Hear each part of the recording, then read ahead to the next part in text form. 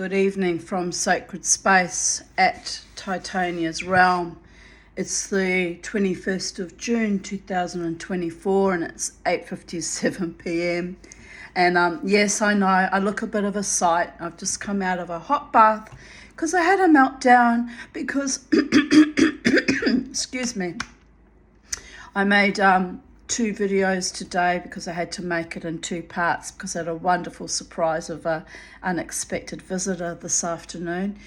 And then I went to upload my video from my laptop to my YouTube account, and because I changed my Google account to a Gmail account, it no longer acknowledges any of my previous YouTube stuff and I can't sync them up, so I can't get onto YouTube on my Google account now that it has a different account address. So basically I'm stuffed, so I'm really frustrated. I upset myself so much over it that I had to go and have a bath. So here I am, but I had a brilliant brainstorm while I was in the bath. I thought I'm just gonna sit you guys up in front of my laptop and film on my iPhone. This is sad, people, but this shows you that I have an intrepid nature and I have a way of getting around things creatively, kind of, sort of. Not maybe professionally, but creatively. Let me just make this bigger. Yes, there we go. So I'm going to sit this up in front of my laptop and film the earlier recording I did today. Now, but how am I going to do that so it doesn't flop over? Let me just try this again, people. I know I'm in my towel, I know it's weird, but you can't see anything, boys. So stop with your fantasizing. This is business here, I'm serious. Don't ever mess with the Tanya when she's on a mission to complete a task. Yeah, is that going to work? Yeah, kind of, sort of. Let me just lift this up. Come in a bit closer. No, that's going to fall over. Can't be having that. So we'll try this way. Just put the charger back in. We'll sit you this way. Right, how does that look? No good. No good, no good, no good. All right, stuff something behind it, hold it up.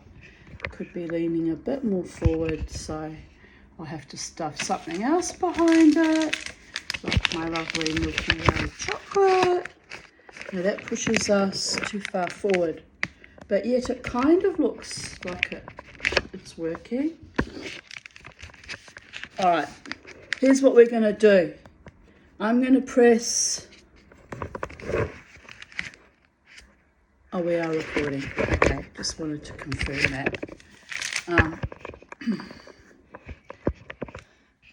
No, that's not right. I need it to sit so that it's... Oh, by the gods. Why is everything so difficult? And why does nothing work for me in my life? Oh, these are rhetorical questions. Don't answer that. I know it's hopeless. It's beyond hopeless. But yet, I keep trying. So, give me a little bit of credit, people of Earth, for keeping on trying. Right, how are we now? Right, that's looking like that might be the shot. So what I'm going to do now, it's still not great, is what am I going to do now? What are we going to do now? Panic, panic, panic, panic. I want to get rid of all this little fluffy bit at the bottom. Anyway, it doesn't matter. So you're going to have a film of the backdrop of my curtain, and you're going to have me at the bottom, unless I sit it up on top of my laptop, on top of my printer. Let's try this. And then let's try this. Too close. too far. But I was onto something there, wasn't I? I was kind of onto something. Oh, Scheissenhauser, that hurt. Yes, sometimes I do swear in German. I can swear in several languages, people. What happened here? Right, don't like that. I don't like that. I don't like that. So, but if I move, how's that? Can you see my process? It's not too bad, is it? Here we go. All right, that's as good as it's ever going to be, people of Earth. Right, I'm going to press play, and I'm going to try not to laugh stupid at myself, at my innate berserker, very strange genius. Here we go. Today's readings of even date, babies. Here we go. Times. Action. Good afternoon from Sacred Space at Titania's Realm. It's the 21st of June 2024, 2000. Dear Goddess, 2:39 p.m. If you've been a regular subscriber to my YouTube account, and if you actually care enough to notice, or however it works, I've been gone for a week. 3 guesses why? So, as a consequence, I've had a bit of a breakdown the last few days. That was one of the factors that contributed to a bit of my emotional breakdown, although my worthy doctor says it's been building for some time. But having my truth silenced and being penalised for adhering to it is something that I am not really tolerating very well, and I'm not happy. We're back in the room, people. Contributing to a technocratic corporation, company, whatever, that is malfeasant and contributing to global democide by silencing of truth. I have spoken, and I am livid. That is what it is, people. There's a lot of things I could be livid about apart from that. So I'm just going to go with the flow and continue to make my videos because it's cathartic and good for me, and some of you may or may not benefit from you, and I'm a bit defiant like that. Okay? So we continue on with today's readings of even date. It's the 20. I told you it was the 21st of June. Yes, it's the 21st of June. Oh, by the way, I've had a beautiful morning today. We've been out in the garden, and I tied on some mannequin arms and hands onto my chairs at the back of the garden, which if you want to have a look at that, I posted a photo of it up on my Instagram. And what else did I do today? Oh, I cleaned my fish pond filter, so that's nice and clean for another week. And it looks like we might get some rain this afternoon or evening. It's gone all over, all overcast. Lots of cloud cover, but it's been a glorious day. Charlie's had lots of visitors from all the birdies, and if I feel so inclined, I might post all the lovely bird videos that I've been posting on Instagram because of the strike.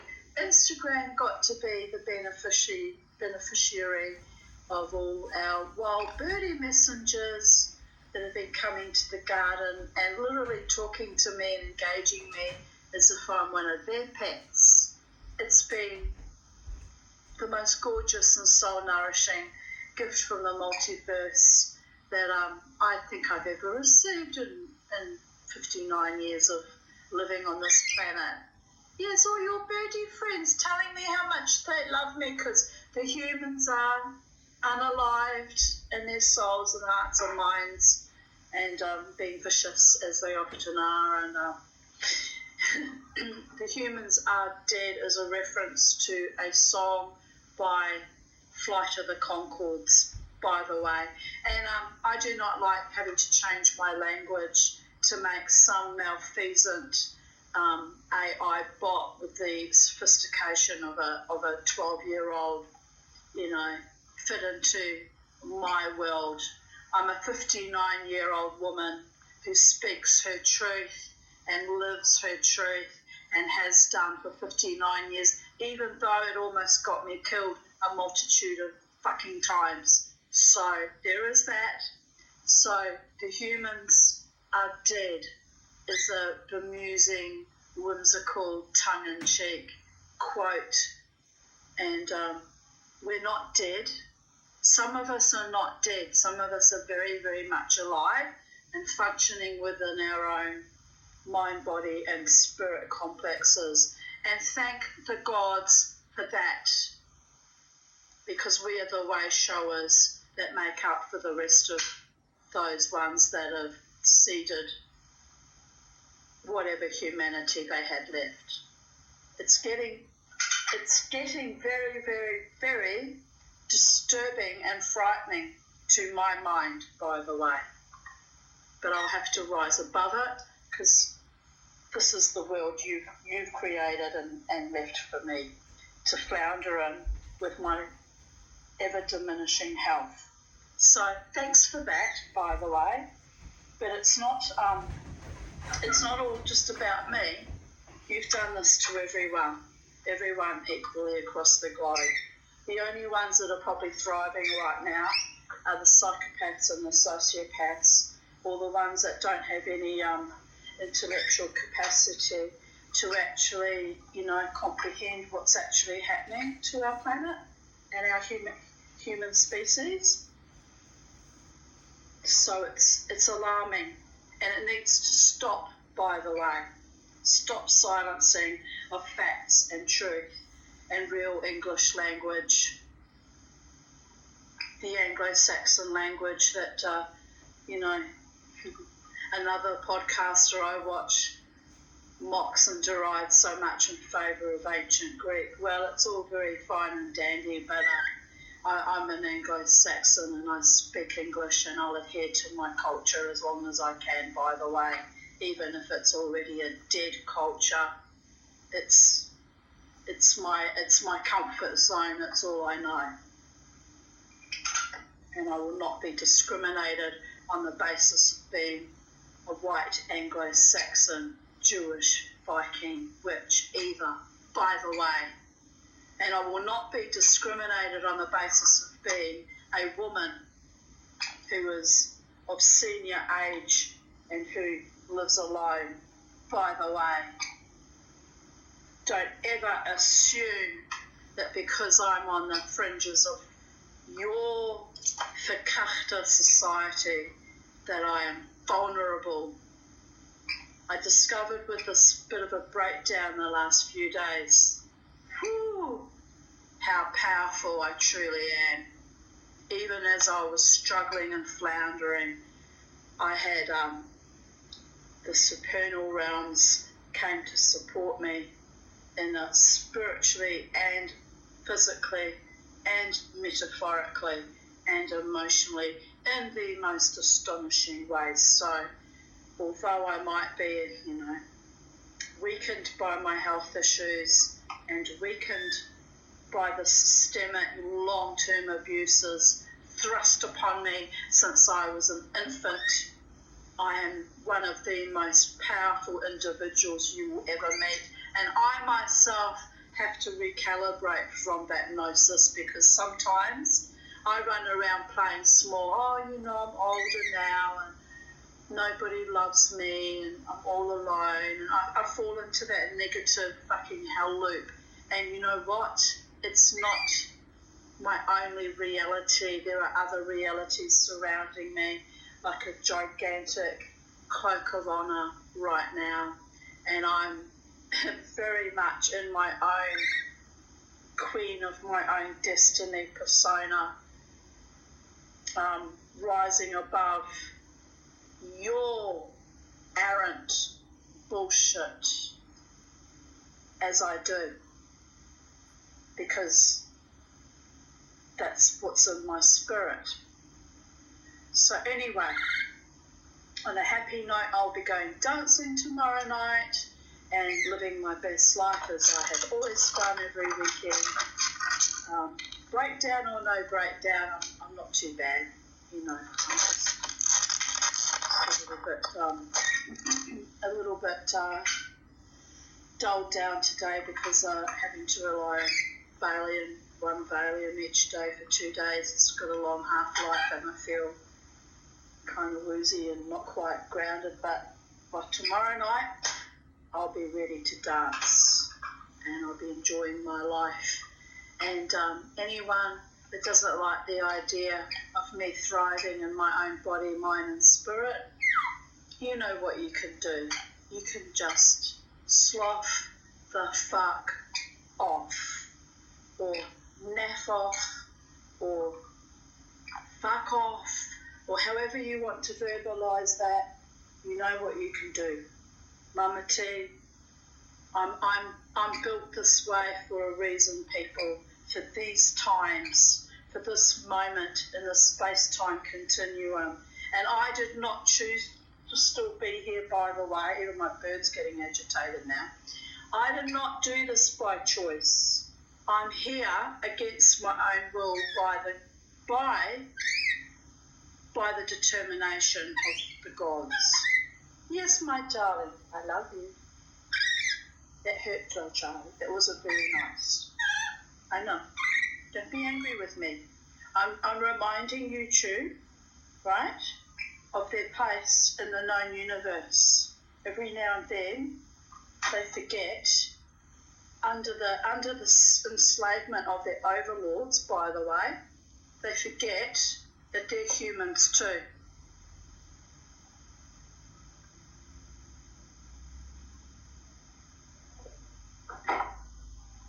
What would the birdies say, Charlie? But anyway, we'll continue on. We will continue on, my darlings, intrepidly, until the day comes I am forever silenced, and it won't be by my own choices. Thank you very much. Today's title is called Naked and Sacred in the Garden We Stand. I posted this photo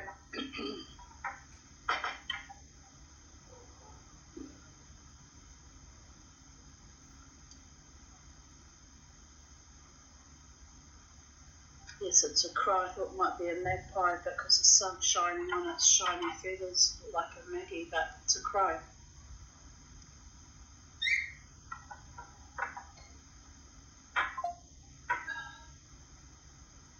I'm sitting quietly listening to a video on Rendlesham Forest on YouTube. Yes, YouTube. I enjoy all your videos and all the classes that you provide for free and all the contributions of my fellow humans who are not completely soul dead and, you know, soul destroyed, that contribute for free daily as I do. I enjoy all of that. I enjoy Instagram, I enjoy Facebook. I enjoy my real world interactions when I go dancing on the weekend. But there are some things that are just not cricket and not enjoyable. Just saying. Anyway, here I write. I'm simultaneously soaking my gnarly feet. Oh dear God. One of the problems I had for quite a few years was, and I'm sure it's because of not having enough oxygen getting into my lungs, was I had this fungal infection that would not go away and would reinfest and reinfest. This went on for about 4 or 5 years, I think. I think I've got it under control, but I'm not 100% sure, because whenever I think I've got rid of it, it comes back. So, well, that's just so sexy, isn't it, darlings? But it began to frighten me because I would heal it and then it would come back, and then I would heal it and it would come back, and it's been years now. So anyway, this was written in 2021, which is 3 years ago, so there's the proof that it's been going on for more than 3 years. So I was sitting there in the garden, soaking my gnarly feet, which were indeed at that point in time gnarly indeed because of the fungus infestation, and it was not pleasant, people. It was not pleasant. And here I write, I noticed Beauregard staring upwards, silently. I sense something or someone watching me, and here she is. Oh, it is, my little magpie visitor. Isn't that weird? I couldn't tell the difference now between whether it was a crow or a magpie. Oh, so what I thought was sunlight shining on her feathers was actually her white markings. Well, there you go. There you go. Here's a photo. Oh, you don't have to look at Instagram because here it is. I posted it already. You can tell I'm having a bit of a breakdown that I can't remember that I've already posted all this. But anyway, here's my mannequin arms.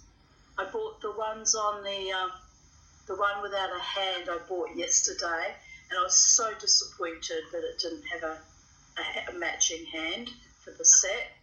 But anyway, I spent the morning tying them onto the back, the chairs at the back. Here I write, it's a pity there wasn't a right hand, male hand, left at reverse garbage. So this one is an amputee. No offence to amputees, by the way. But I'm just disappointed because I wanted it to be, in its entirety. And I wrote, but I will try to source one down the track. I still need another set of arms and hands as I wanted to match up the outdoor setting. I borrowed the other arms from my loungers so these two chairs could match. Now I just need new cushions and it'll all be schmick again. And my hashtags were Titania's Realm, Garden Art, Mannequin Arms and Hands. The fairies make me do this, and yes, they do. They've worked me so hard in the last few days. It's cute though. And then I wrote, free will, follow your inner daemon, your daemon being your higher mind, your uber soul, the one that keeps you alive against your own choosing sometimes, and has you overly creative or manifesting your dreams or however it works, right? Love is the law, magic happens, love and light. Give me a hand because I've got to try and source another hand that matches. Hold my bear, we've got this. It's my sense of humour, people.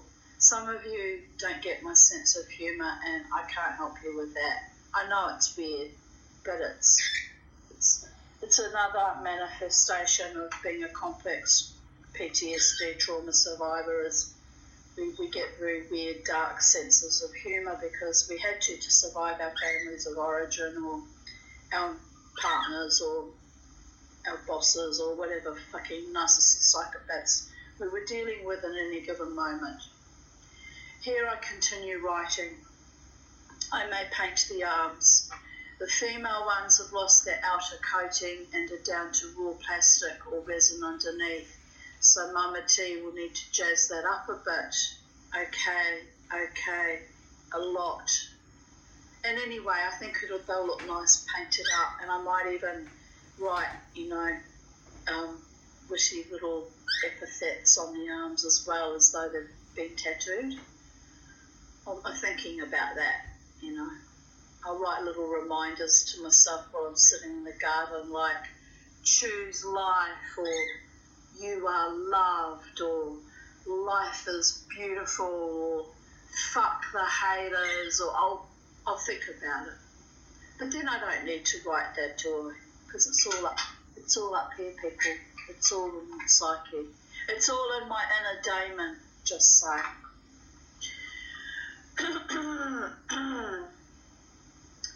Anyway, I said, but not today. Today I feel dizzy and weak from the effort of tying the arms on, which I did feel quite wrung out. I almost considered going back to bed, but then my beautiful friend Nigel Facebook messengered me, so we had a lovely chat, and I felt much better and positive, and here I am making my zany videos again.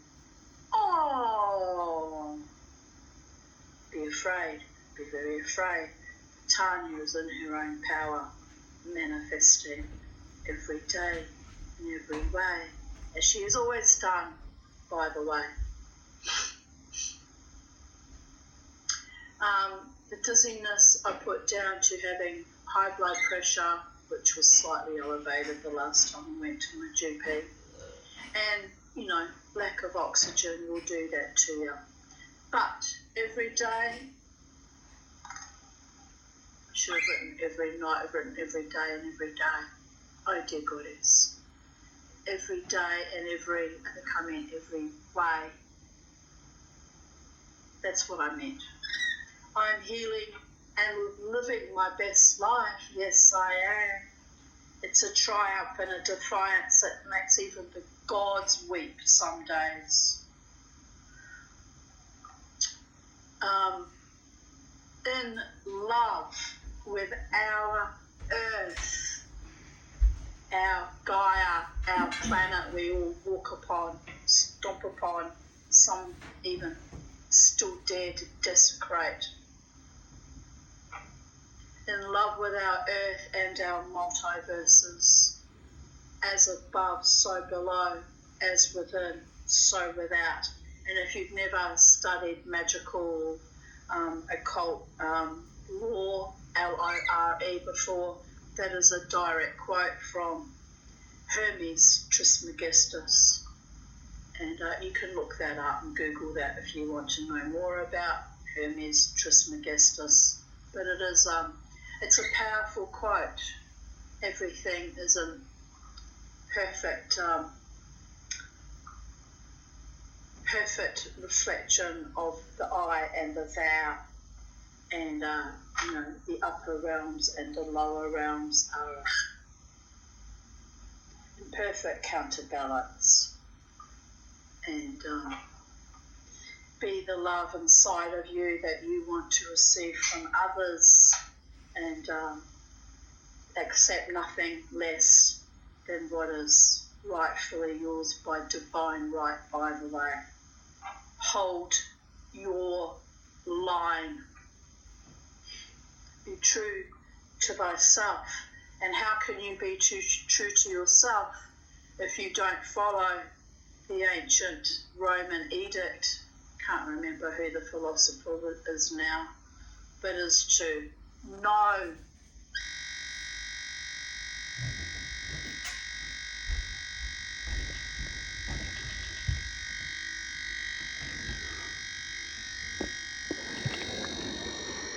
For the love of all the gods. Did you see what just happened? I can't win, can I? I just can't fucking win. However, if it restarts and brings us back to the video, we might be able to continue. So I won't panic just yet. But I must admit, I've never had that happen to me before in the middle of a... Well, I've never filmed my own video like by proxy like that before, but I mean, I haven't had it just randomly break down like that. So I'm not joking when I say there's a genie, a jinn in my laptop. I swear to before the Holy One and all manifestations and before all the gods, it's driving me batshit, people. But it's no big deal. I will banish the genie and we will start again. Will it open up the thing again? No. I hope it hasn't deleted it. Oh, look, honestly, it was working so well in this random, half-assed, weird kind of way.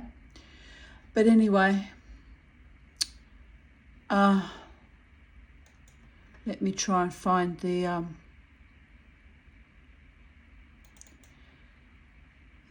file again, because that was difficult last time too. Oh dear goddess. No, go away. No, go away. Oh. You know, I'm trying so hard, people of Earth. Right, where were we? Where were we when it went kaput?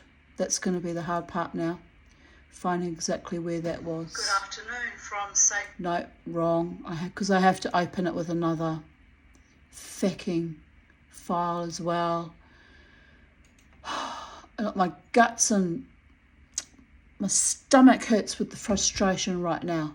But listen, I'm just going to have to persevere. Just like when I do soldering, am I right? I got to just fight my way through it. Right now. Good afternoon. Now we have to find where we were up to, which was, oh dear goddess.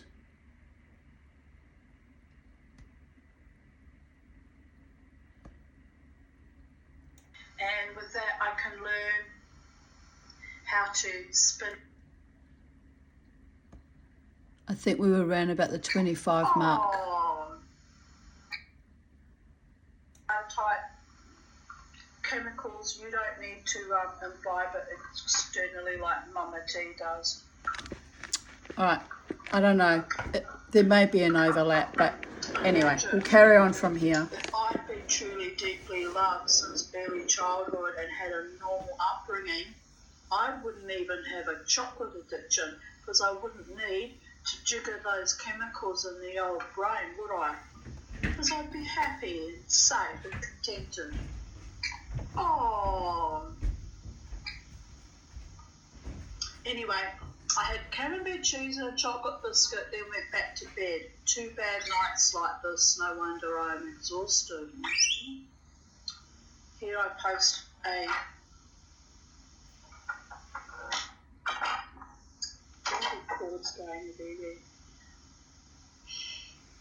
photo of my opals that I had polished, which I must start making little bezels for them and putting them into little rings or pendants or something. I must do something with them. I put so much work into them. It took 3 weeks.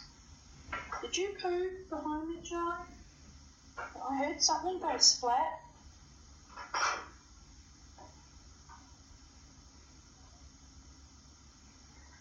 Yes, she did. Anyway, so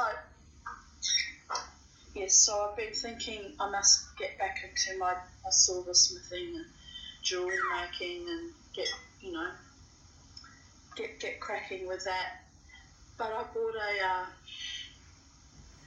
bought a spinning wheel yesterday from Reverse Garbage, so I'm very excited about that. And I need to buy a kit so I can get it working. It needs a few little bits and pieces to get the wheel to spin and everything. But I'm terribly excited about that because I've wanted one for a while now.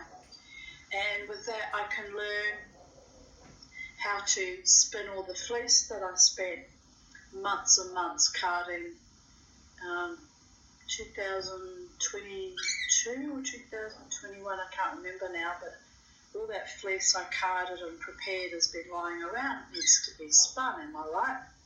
So now I'm on the journey to getting that job undertaken and completed.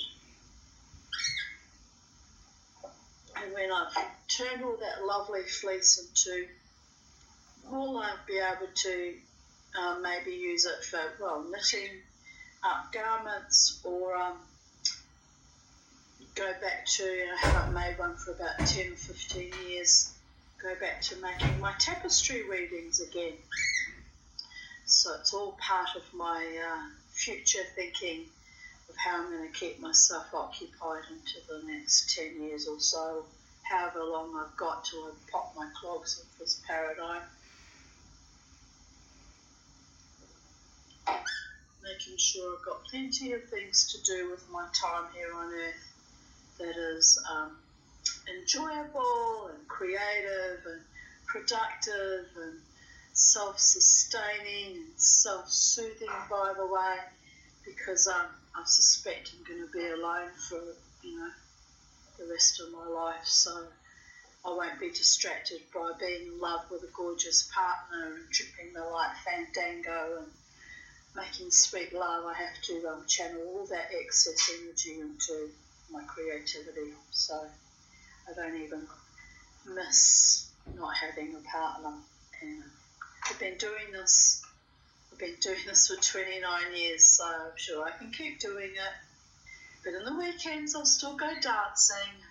I'll still flirt occasionally just because I'm human and I'm alive. And I'll rest whatever bit of love and joy I can get out of life, and with harm to none and competition from none. So it is done, am I right?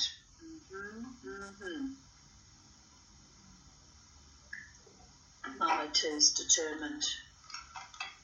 Mama T is determined to enjoy her life because I've lain fallow long enough.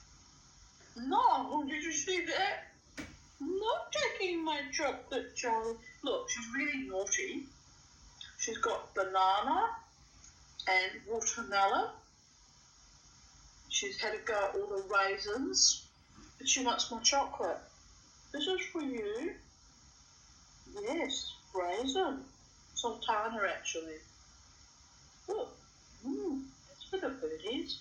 That's Birdie Num Num Chocolate, which is looking at it going, what? Birdie Num Num Chocolate? Yeah. I love you. I love you, even though I won't let you have the chocolate.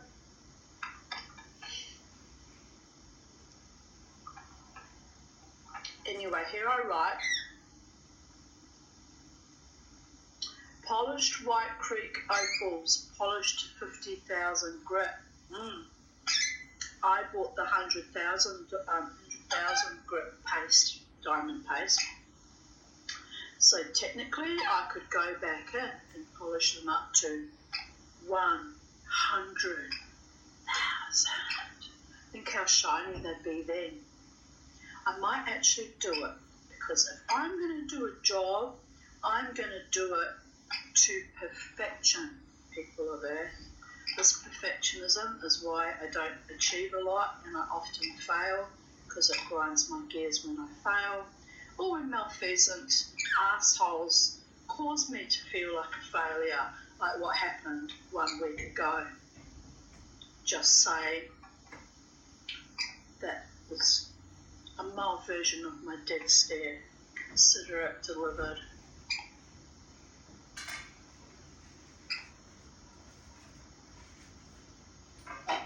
No, it doesn't look attractive when I do the dead stare, people. It's not meant to. Medusa could kill a man with a look, and so can I. Metaphorically speaking.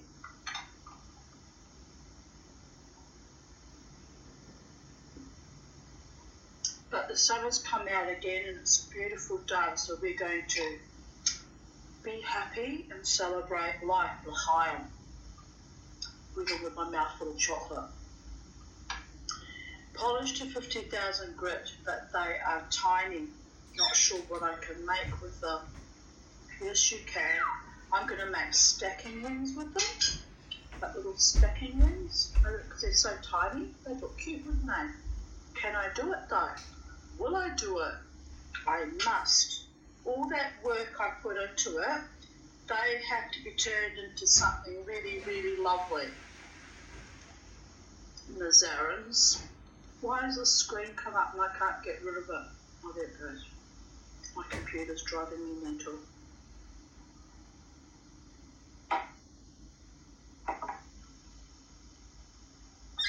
"21st of June 2022. Happy Yule to all my pagan friends here in the Southern Hemisphere. Blessed be." Oh, well there you go. It's Yule time here. It's Yule time here, people of Earth, in the Southern Hemisphere in Australia. Well, that's just lovely. Maybe that's why I'm feeling extra empowered by the gods too.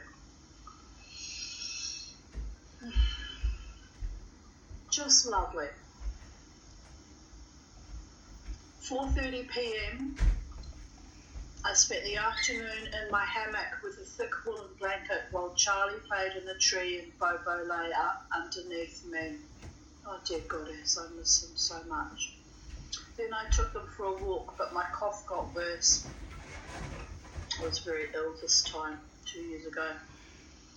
My cough got worse as soon as the afternoon chill descended around 3:30 p.m. So now I am back in bed and my wound is hurting too, but I don't know why. That was the big thing on my back where they cut out that cyst. They, being he, my skin doctor, cut it out.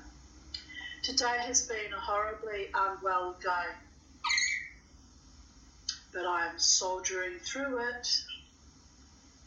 My God, sometimes I astonish myself at how strong and determined I am and resilient. It's humbling.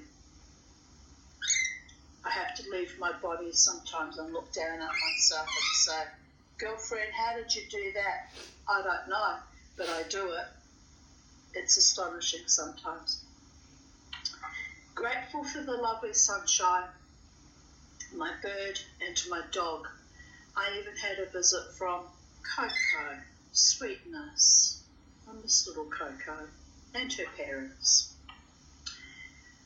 11:10 a.m. I just got up. It's a beautiful day, but my cough is back with a vengeance, so that was earlier in the day. But I had such a productive day yesterday that I knew today would be a write-off. Yeah, because I need to bank and carefully calibrate and conserve my energy because of my sleep apnea, and I've been like that since childhood even, conserving energies and having breakdowns when I try to achieve too much or when some malfeasant motherfucker piles on, right? Am I right? Well, they don't have the right to do that to me, by the way. And I should not be reacting to it, by the way. But because I've been unwell and it's been slowly brewing, it's just got a little bit too much. A little bit, one thing too many. Like the straw that breaks the camel's back. So, yeah, I knew that day would be a write-off. I had trouble walking to the washing line to bring in the washing. Dizzy and weakness in my legs. I definitely have all the symptoms of advanced Lyme disease from all the tick bites. You know, that thing our Australian medical system still refuses to acknowledge. Dumbass cunts. Yes, I said that out loud on YouTube because that's exactly who and what they are. Cuntish.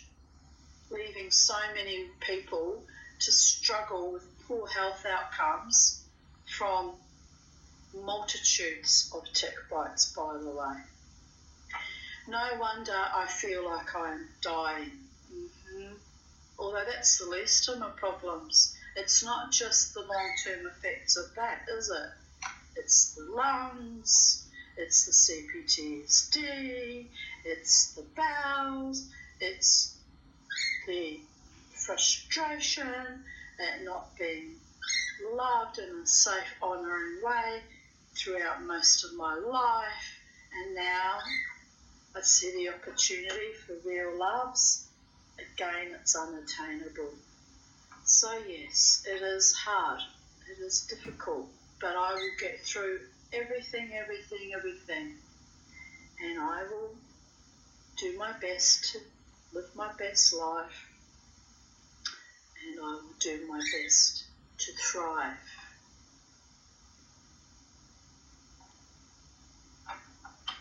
And today is a beautiful day, and I will rejoice in it as I have rejoiced in most other days, except for the particularly dreadful ones.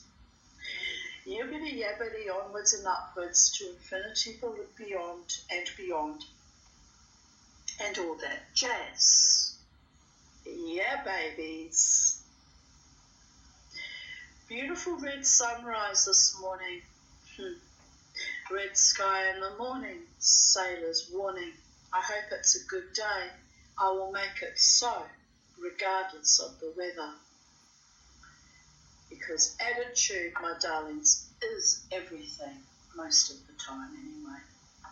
Except when you feel so ill and so vulnerable and just can't do one more fucking day. And well, we've all been there, haven't we? It's part of the human condition. Well underway now. I had to use a fire starter I had for the barbecue. Clever, determined, resilient mama tea. And if you look carefully into that fire, you can actually see faces. It was just delightful. Burning the hard copies of my diaries, which took forever to burn. In the end, I had to get a fire starter to get them to flare up, babies. And then a former Facebook friend who I won't name because she turned out to be a traitor and an asshole. Humans, they're like that, aren't they? Two-faced. But this was back when she, in the warm glow of our one-dimensional internet friendship, she wrote, "Now sit and enjoy the ambience of that fire, my beautiful friend.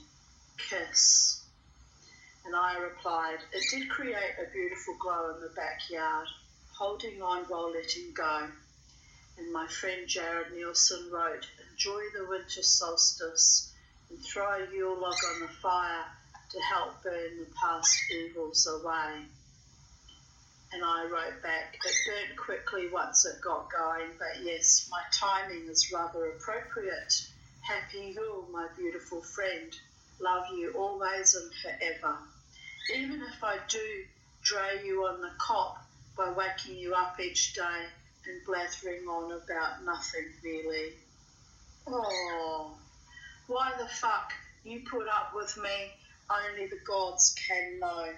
Kiss, kiss, kiss. I'll tell you why he puts up with me. I am a very wonderful, loving friend in spite of my weird and quirky ways." Here I posted a quote from Nassim Haramein. He posted this quote. It's a quote from Werner Heisenberg, which I think was some kind of philosopher. "What we observe is not nature itself, but nature exposed to our method of questioning." And he also quoted, "Not only is the universe stranger than we think, it is stranger than we think." That's a bit of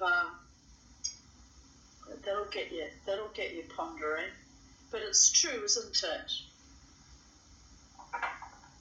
It's now queerer than folk, and everyone's weird except you and me, and even you. And how does that go? And even you, I'm not so sure about. Something like that. It's true.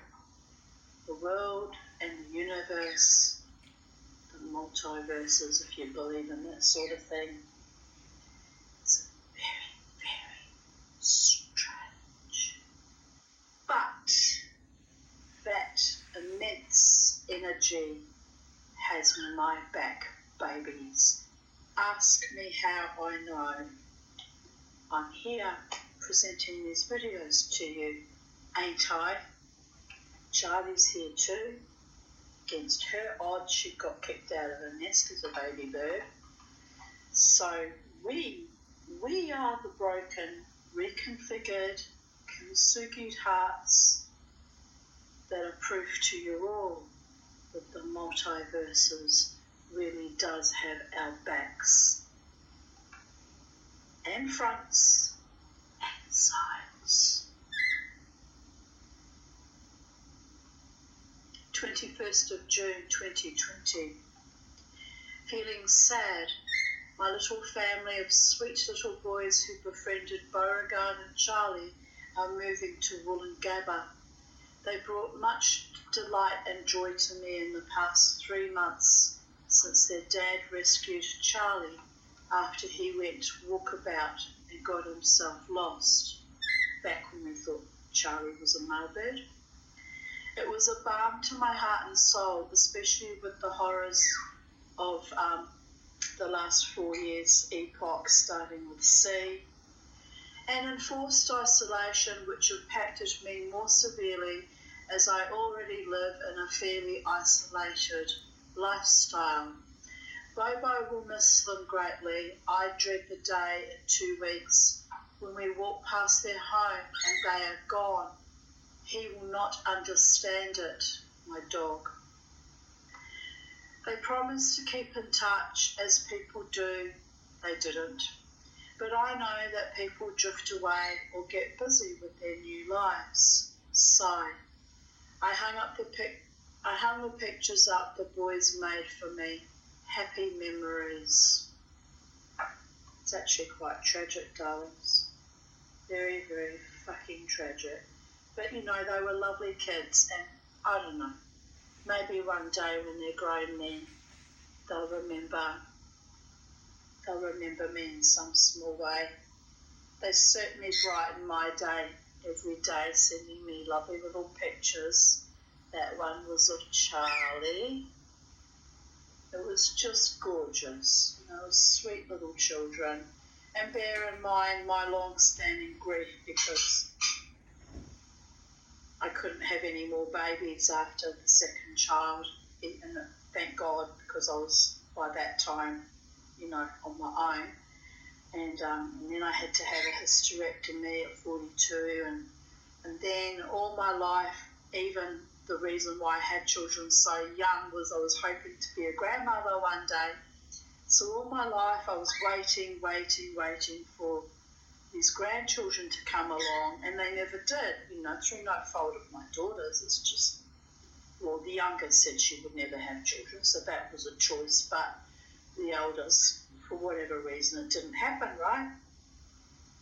So I don't have grandchildren, so I take delight in my friends' children, and, you know, it's kind of wanting to be part of a family and a tribe and a community where I am loved too, where I'm accepted and I'm included. Am I right? It's human nature to be part of a wider network than just me, myself and I and my birdie all the time. It's completely normal to wish that. Here my beautiful cousin wrote, I don't think those children will forget you, cousin. And I replied, bless. They probably have forgotten me, you know, but we had a lovely time together, those kids and I. And I admired their art. And they seemed to just like me for my strange, quirky nature. Because children don't judge harshly and usually don't look at adults as weird or abandoned or marginalised. They just see you for your innate light and innate joy, and that's what's magical about children. Why did that flip out of the screen? Dear Goddess. I'll have to scroll back to where we were now. Oh, right, here we are. 21st of June.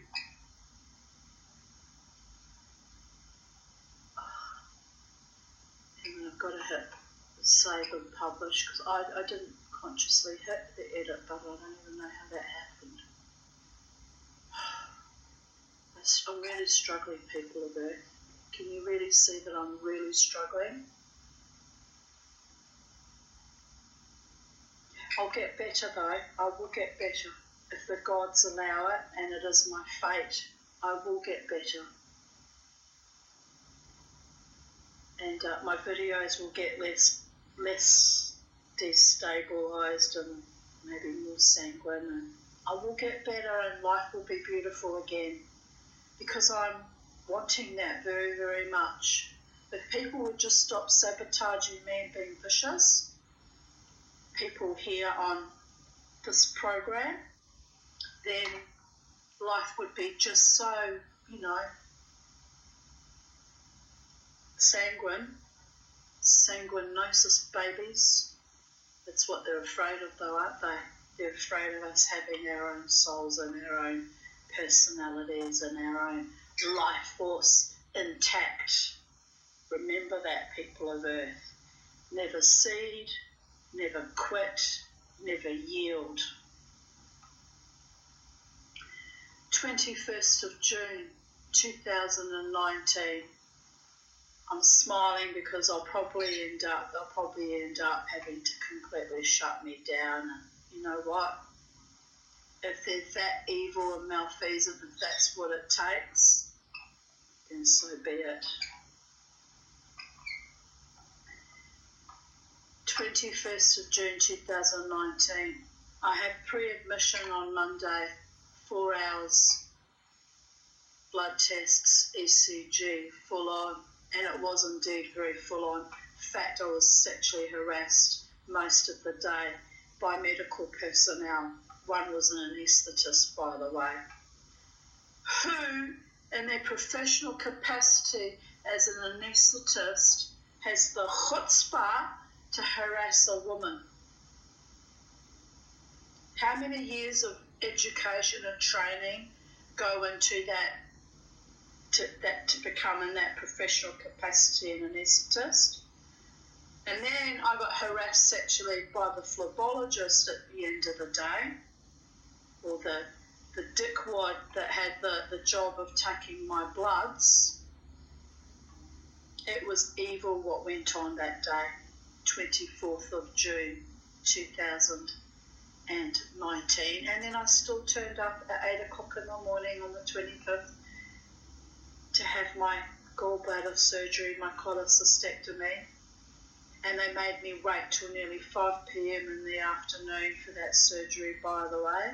And then post-surgery, my breathing, my respiratory system shut down and I did die briefly, obviously, because I'm still here to tell the story. So there you go, people of Earth. That was a very bad 2 days. I'm trying to figure out who this person is that's turned up. It's probably not for me.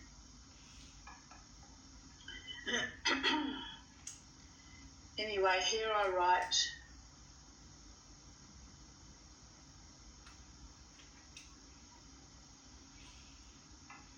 oh well, this is just another temporary ordeal. Then I can continue the process of healing myself.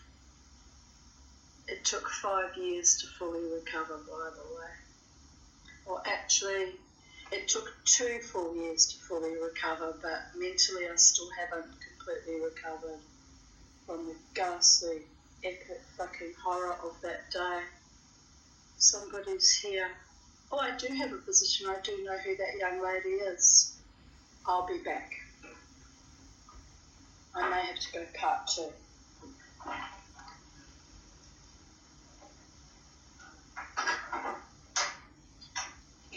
Is that you, Nikki? I didn't recognise you in the car pulled up, but I looked at you, I thought, Nikki coming. And you walked where?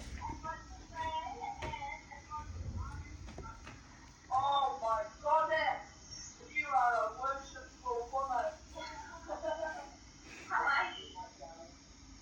That's very lovely. Yeah. You had a cup of tea with me? Yeah. Right. I'm going to sit there with me. Okay. Because, yeah, it was a lovely surprise.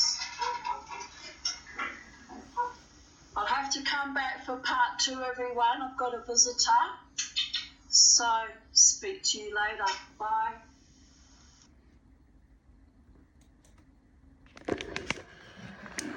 Okay, that was part 1. I'm just going to navigate to part 2.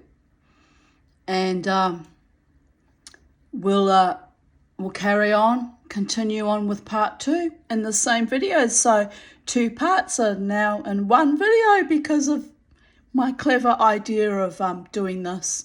I know it's weird, but I really, really, really got upset about not being able to sync my YouTube with my new Google account that I changed over, and so I can only use YouTube on my iPhone. It's nuts that it recognises my iPhone but not my laptop, but it is what it is, and I don't have the knowledge to fix it, and I just can't deal with it today. I'll have to get one of my friends to have a look at it, or I'll have to write to YouTube and ask them to assist. And I don't want to ask them to assist because of our recent disagreement and the strike. So it's all very humbling and distressing, by the way. But I'm trying to make things work. So Good evening from Sacred Space at Titania's Realm. just making sure this is part 2. 5:11 p.m. Right, that's it. That is it. Start to the beginning. So anyway, it's all very humbling, but I'm doing my best. So we continue now with part 2, and when that's done, I'll be uploading to my YouTube account, my original, YouTube account where all my videos are, via my iPhone, because that's the only way I can do it. I can't use I've actually got about 6 videos that I did during the strike that I now can't post anyway, but I've decided not to worry about them. But I was determined to put today's up, as you can tell. Very, very fucking determined. But anyway, here we go, my darlings. We're carrying on with my part 2, and enjoy. Space at Titania's Realm. It's 5:11 p.m. There's an 11 snuck in there somewhere, but it has to be 11, 11, 111, something 11 somewhere in the space-time continuum. You kind of have to laugh. It's still the 21st of June 2024, and I'm continuing on with part 2 of my video. I had a wonderful surprise visit from my neighbour who lives behind me, like about a block away, but directly behind me, a few houses behind, who works for a bakery, and she came to surprise me with the most beautiful big loaf of spelt bread and 4 delicious almond croissants. So I'm very honoured and very spoilt, but more potent even than the gift of the wonderful bread and the croissants was she had a cup of tea with me and sat with me and let me talk, and I talked and I talked and I talked too much to the point she was exhausted, so she's just gone home, and I hope I haven't drained her. I have a tendency to do that because I get very excited with new friendships, and I tend to be a bit over the top, it can be a bit too effusive and too much. And anyway, but she's a lovely young woman. She told me she's 30, and I've met her lovely partner, and I asked her about her background too, and she said her mother's from Cyprus and her father's from Bali, and her partner's family are French. So that was delightful. So I did take time to, learn things about, her family, herself and her family too. But we sat in the garden and we chatted, and do you know, it was a gift literally from the gods, because I've been feeling a bit funny, the last few days mentally and a bit emotionally raw. And I also, before she came to surprise me with that wonderful gift of a visit, I also had a call or messenger from my friend Nigel in New Zealand. So I've had so much love flow to me today, one from an unexpected surprise visit from my neighbour, and one from my friend Nigel that was also a surprise. So you see, when I said in my video earlier, I think I said it, that the gods have my back. They truly do, and I'm never really alone. And I'm immersed in so much, agape, beautiful love, and I'm very grateful. I'm very grateful to the gods. By the way, the sun is setting, so as a former, very observant Jewish woman, I bid you all Shabbat Shalom, my darlings. The sun is setting, and it's Friday night, it's the beginning of Shabbat. And I still haven't bought Shabbat candles. I'll have to get onto that at some stage. But to light my Friday night candles, am I right? I've really let things slide quite terribly. But as a shaman and as a witch and as a daughter of the universe forgives me my weird ways most of the time, I guess. I think so, because the signs are here, people. All the love being shown to me, the signs are most definitely here. I don't know why my laptop camera's got me all funny and fuzzy and wuzzy, but because it was pretty clear in my first video, but it is what it is. People of Earth will just make do with what we've got going on and carry on regardless. So I'm very happy and joyous and grateful for my beautiful gifts of friendship and love, and it's a blessing, and long may it continue, my darlings. No pressure on anyone, any individual specifically, but it's just amazing how that all just sort of happened, as a surprise out of the blue. So I was up to 21st of June 2017. Continue with today's readings of even date. My shrink is away for 2 weeks, and when I call him a shrink, it's just almost a kind of an affectionate term. I don't mean anything derogatory by it, just saying. And his staff failed to cancel my appointment. So I rang and left messages and went into a panic and asked one of the gym staff to run upstairs and see if anyone is there. Fuck my life. Now I can't see him for another 2.5 weeks, so that will be 4.5 weeks. Luckily, I don't need medication. I'm pissed off with his secretary, who did not bother to cancel the appointment or notify me he was taking time off. For a minute, I thought he might have been shut down, as happened with my previous psychiatrist, who was elderly and was shut down due to his advanced age. I think that's what happened to him. I just went there one time for an appointment and everything was shut, and that threw me into shock and crisis because I hadn't known that he was going to be closing his clinic, and it was very distressing. And then I had to find another doctor, and as the gods always have my back, I was brought to my current psychiatrist, who's been my therapist now for 14 years. Well, it'll be 14 years in October this year, so 13 years and 4 months or something like that. Anyway, he's a wonderful man, and I'm grateful for him being my therapist and being so protective of me with all my quirky ways. I'm so grateful to you, my beautiful doctor, and I'm so grateful for all my friends and remnant family, and I'm grateful, of course, as always, to the gods. And I know I'm rambling, but I could cry now. That's how grateful I feel, and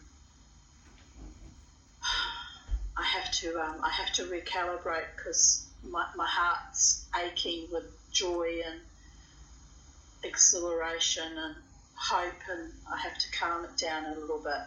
It's I get uber emotional when I have my breakdowns, and I can be either too excited and effusive or too bloody dark and depressed. It swings both ways for a while, and it has needs to reach some kind of equanimity when it meets in the middle. So this is probably why, all jokes aside, quite seriously, I've been single for 29 years, because I can be full on and it's hard to cope with me at times.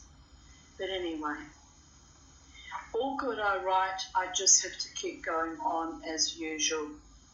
Anyway, that never happened again. I did complain about it because it triggered me and I was upset. The only reason it triggered me was because when I wasn't notified and I went to the appointment, and then he wasn't there, I got activated thinking that something had gone wrong, as in what happened to my former doctor. So I guess I had developed a kind of a expectation or dependency that he would always be there, for my appointments, and then when he wasn't there, it spun me out. But he's always been there for me in his professional capacity, and I'm well aware of that, and I'm very grateful to be so loved and so protected. And even though I go on my rants about, my traumas and all the other fucking awful things that have happened to me in previous decades, I'm very well aware and conscious of how many people throughout my life have been earth angels and have loved me so powerfully that I'm still here telling my stories, and have kept me going and buoyed me up in turgid times and good times as well. And that's the power of the human spirit, is that we're there for each other in good times as well as the darker times, and we love each other and we're compassionate and we hold it together no matter what. That's the power of the human heart and soul and mind, by the way. 21 of June 2016, I posted a meme. I want a restraining order on everyone who doesn't wear deodorant. And I commented, Treasury Casino needs to supply Glen 20 on the dance floor. The stink is so bad, even the lead singers are gagging like us. Which was not, I was not being mean, people. It really was that bad. People not washing. Mind you, in Brisbane at this time of year, it's winter, so the stink used to be even worse during the warmer months, which here in Brisbane, the warmer months go from the end of August to the end of March, sometimes even into April. So that's a lot of BO and other disturbing smells that should not be happening, should not be so bad in wintertime if people would only wash. Am I right? So I know it sounds nasty, but I'm not saying this to be nasty. I'm just saying as a basic hygiene requirement. If you're going dancing on the weekends, be conscious that you're going to get sweaty, you're going to smell from your sweat. Ladies, if you have your menses, there's particular smell that can emanate from that. So please shower before you go dancing in the night.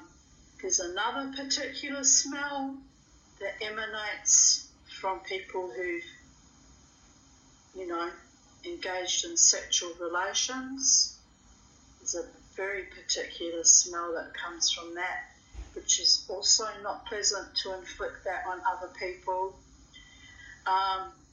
There's other smells of people who have, how can I put it delicately, diseases of the sexual kind that can be particularly putrid. So, and, people who wet themselves or have no bladder control, wash.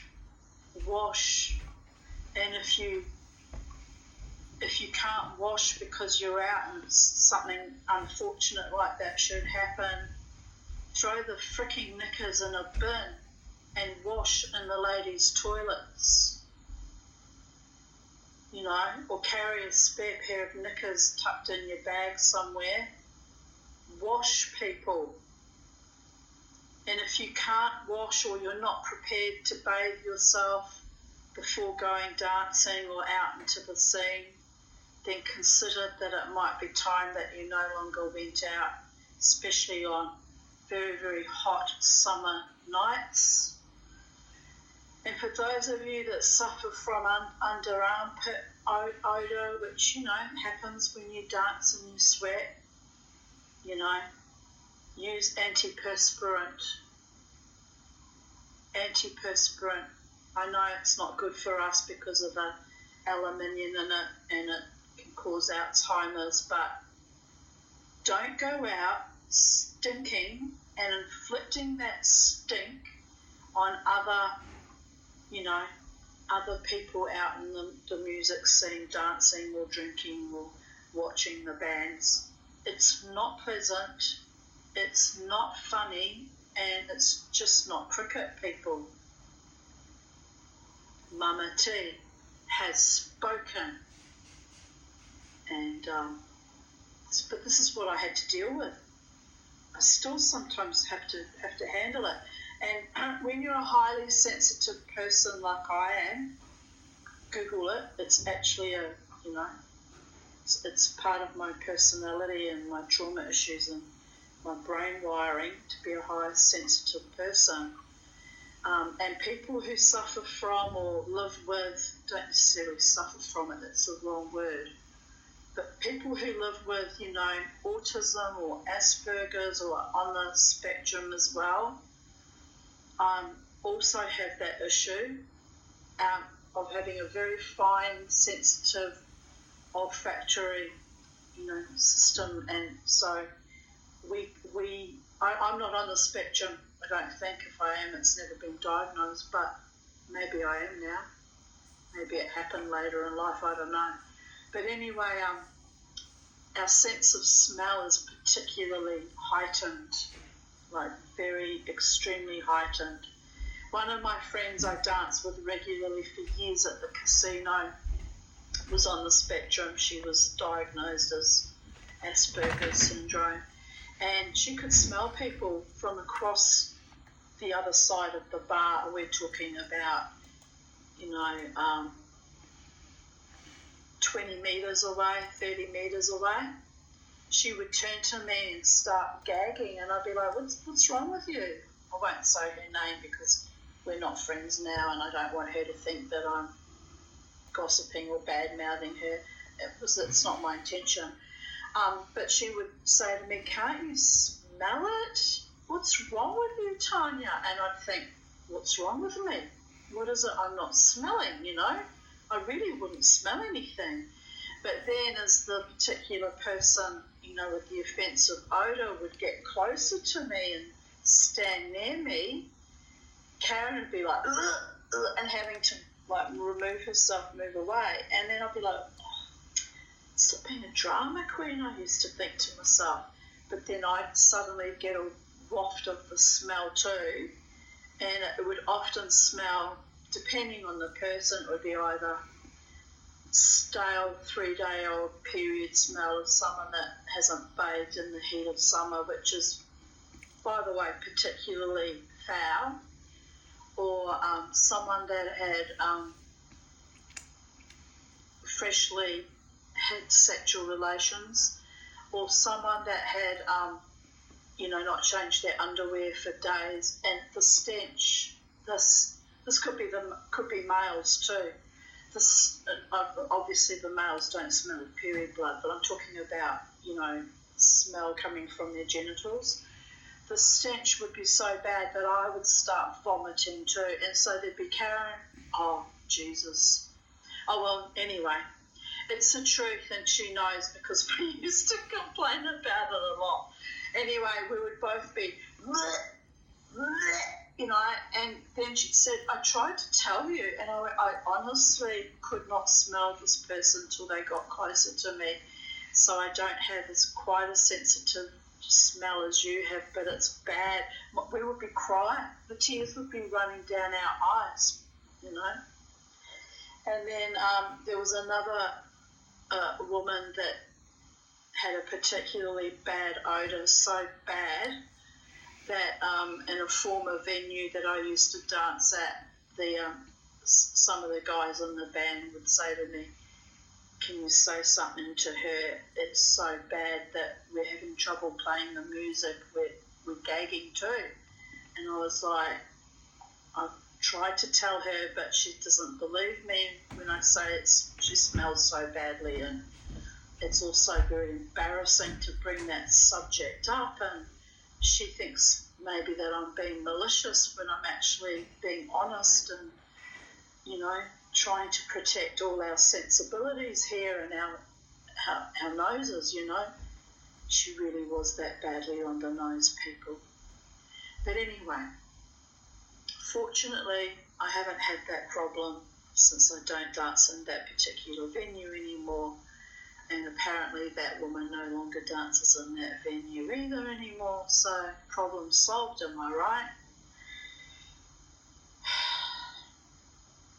But, you know, when someone takes you aside and tells you repeatedly that you have a very bad odour and you need to do something about it, I don't personally understand why that particular woman didn't actually get treatment for the cause of that and deal with it, and continuously went out year after year, month after month with this dreadful odour, you know.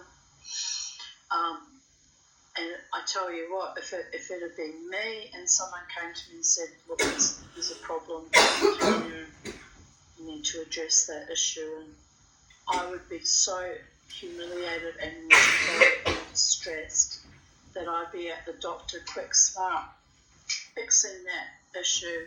And if it wasn't a medical issue that could be fixed, I would have been carrying around some kind of, you know, female deodorizing. I think you can buy things for that now, I don't know.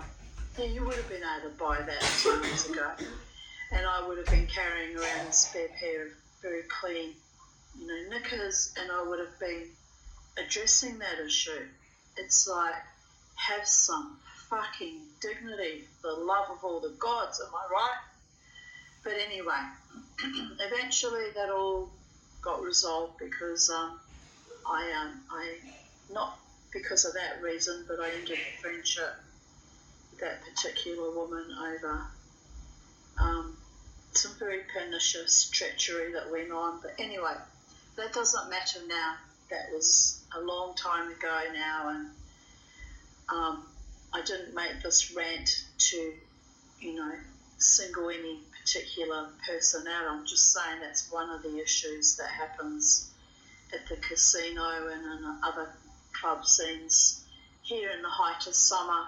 Bear in mind, here in Brisbane, the temperatures get to 45 degrees on extreme hot days and nights. So, you know, we need to shower sometimes 3-4 times a day on very, very hot days because we sweat and we lose a lot of fluid through the sweating, and it can be intense, you know. So someone that chooses to go out without washing, it's putrefying, people, really putrefying. So carrying on with my readings. Back from the supermarket, shopping was arduous. I hate shopping when I just want to lie down. I bought some buffalo chicken wings and ate them in my car. Got to think what I'm going to have for dinner tonight. I can't just live on those beautiful almond croissants, can I?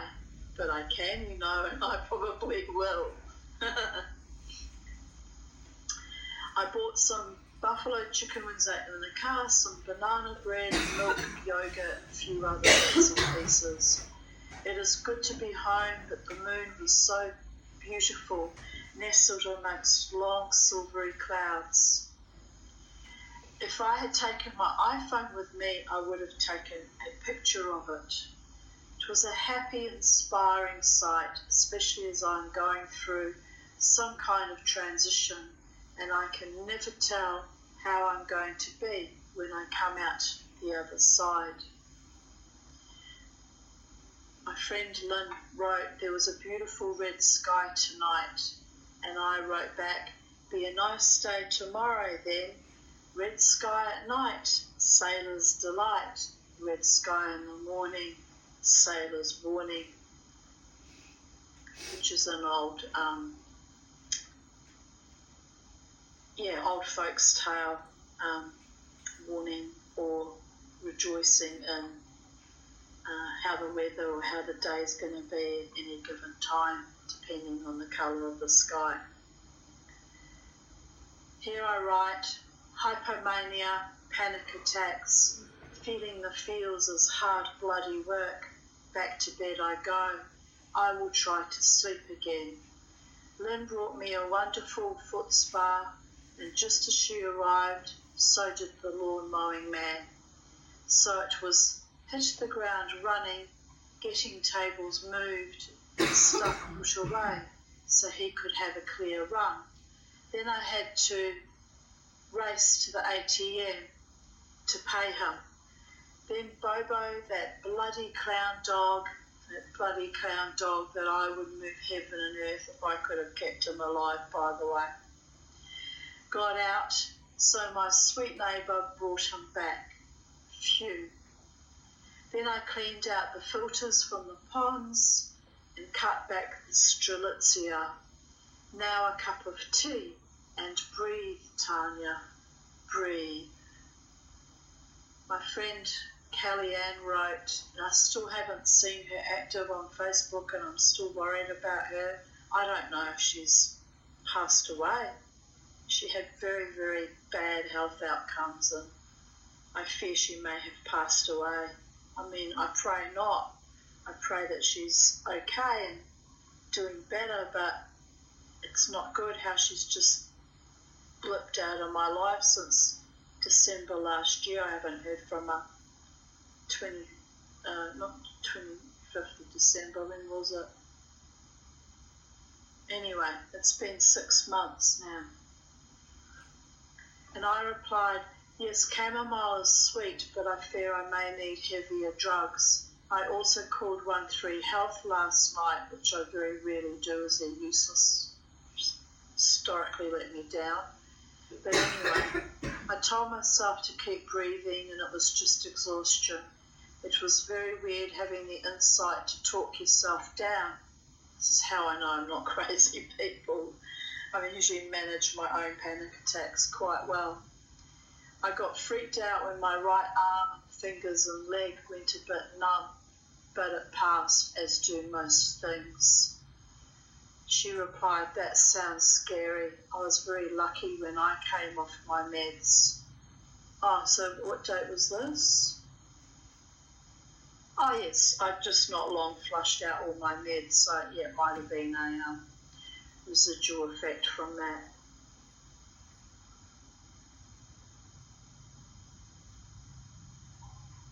She wrote, I scaled the doses down to 0 over a 3-month period in hospital, and I had very few, if any, withdrawal type symptoms, which was incredibly fortunate, really. I got off lightly, I reckon. I replied, yes, I took a month to discontinue. I was feeling great. Then my former lover haunted me. Then I spiraled up and down like a very tightly wound spring. All good. The angels have my back. Yes, they do. To the angels. And now it's dark Shabbat Shalom again to you all. This is just part of the process of healing my defunct past, which I wasted on loving and supporting idiots. no regrets. I would probably do the same again. Loving leaky teapots is a speciality of mine. The love that pours into these people has to go somewhere. I always pray it goes to someone who will truly need it and do good things with it. Even if I never meet or know that person, my spiritual love energy can be gathered up and sent to the most in need. So in truth, it is not wasted. Love is never truly wasted, although for me it felt like that, being in toxic, awful marriage and subsequent love affairs. It was a long, long period of grieving that I thought I might never survive or recover from. But here I am, most of the time, in old age, happier now and soaking up the love, the good, kind, sweet love that's flowed to me like a sponge, because I know what it feels like to not have good, safe, soul-nourishing, nurturing love more than most people. And I know that sounds negative and poor me and we woe is nice, but I'm not a negative person at all, believe it or not.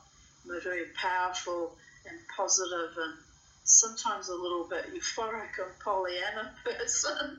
So when I fall in a hole, the holes are just as spectacular as when I'm flying high, feeling wonderful, you know. And that's because of my hypomanic states that I go into when I'm overtired or I've been triggered by too many awful events.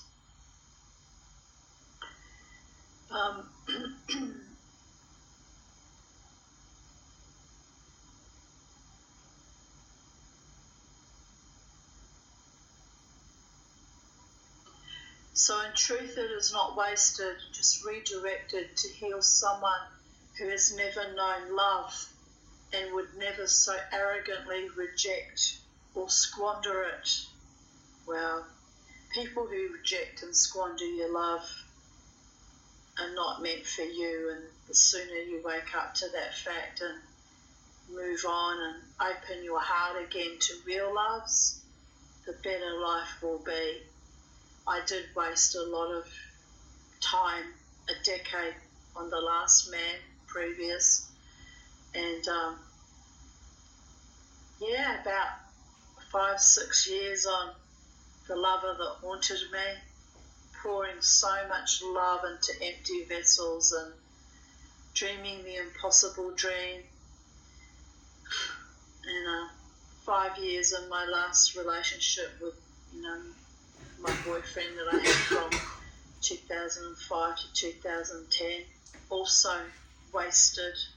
That really was a waste. And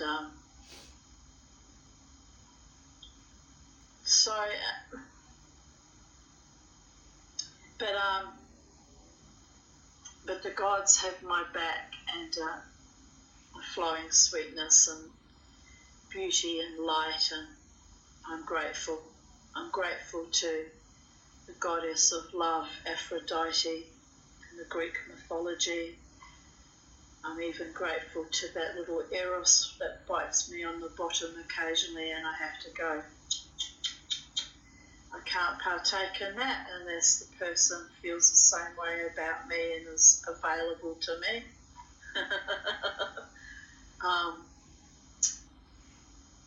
Yes, the God of gods and goddesses of love. It's a beautiful thing, people, and I'm surrounded by so much love, agape love, platonic love, even romantic love that is honouring and cherishing and sweet, and beautiful friendships. And I'm so delighted by all of that. Love should never be squandered and dishonoured, by the way. If you're feeling the need to to hurt someone in that way, you're not for them. You certainly don't love them, and you can't exactly blame them if they arc up a little bit and remove themselves from your sphere of influence or from your lives. Treat people how you want to be treated, with genuine, authentic, loving kindness. Or if you don't have that capacity in your heart and soul to love others, then don't invite them into your life, because it's a cruelty. It's an absolute sadistic cruelty that, other people don't deserve to be treated that awfully or cruelly, by the way.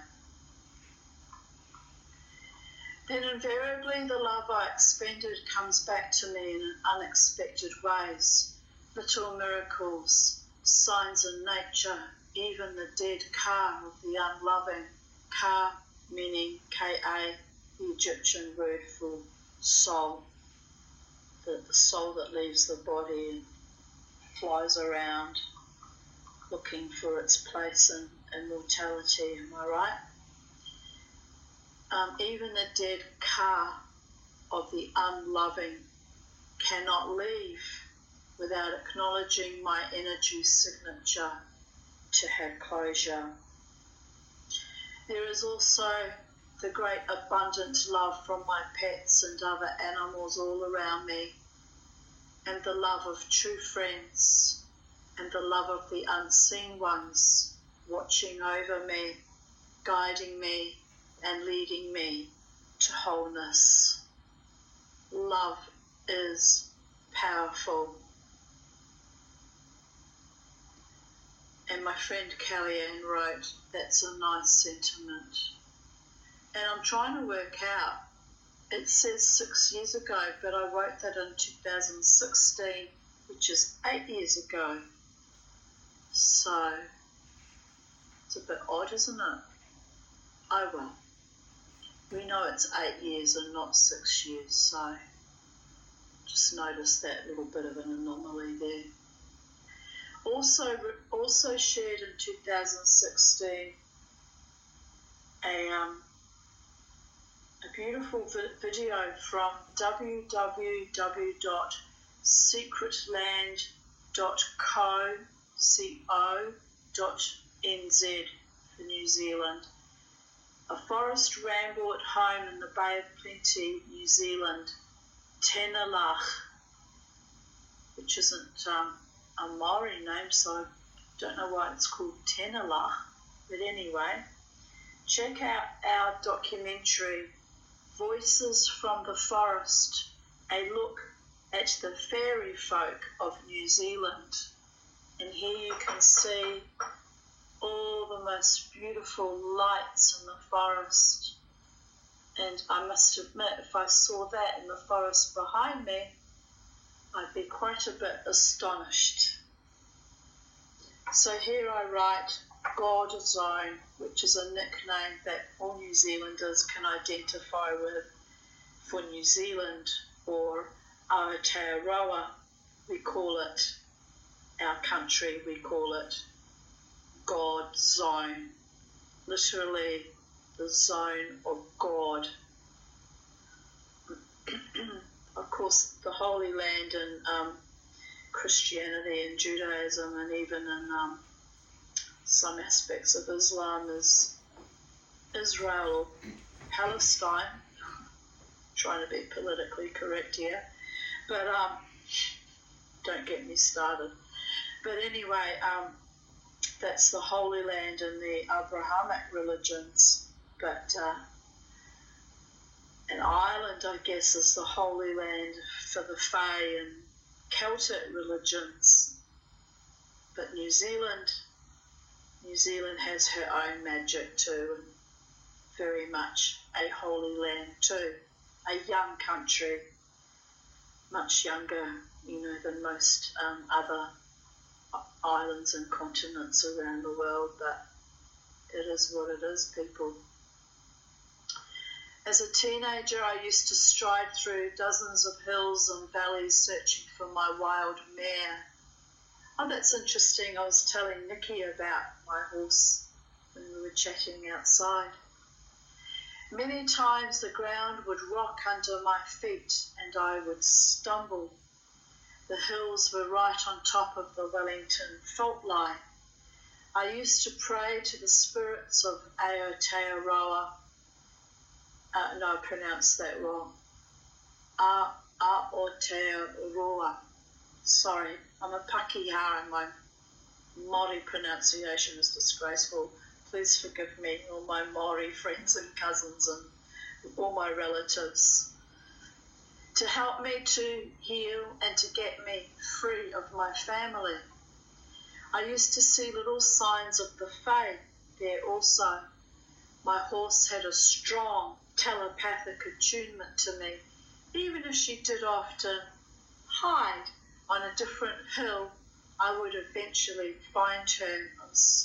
We were almost in a telepathic communication, and I would get visions in my mind of roughly which direction she and the other horses were in, or how many hills I had to climb over, up and down, roughly where she was.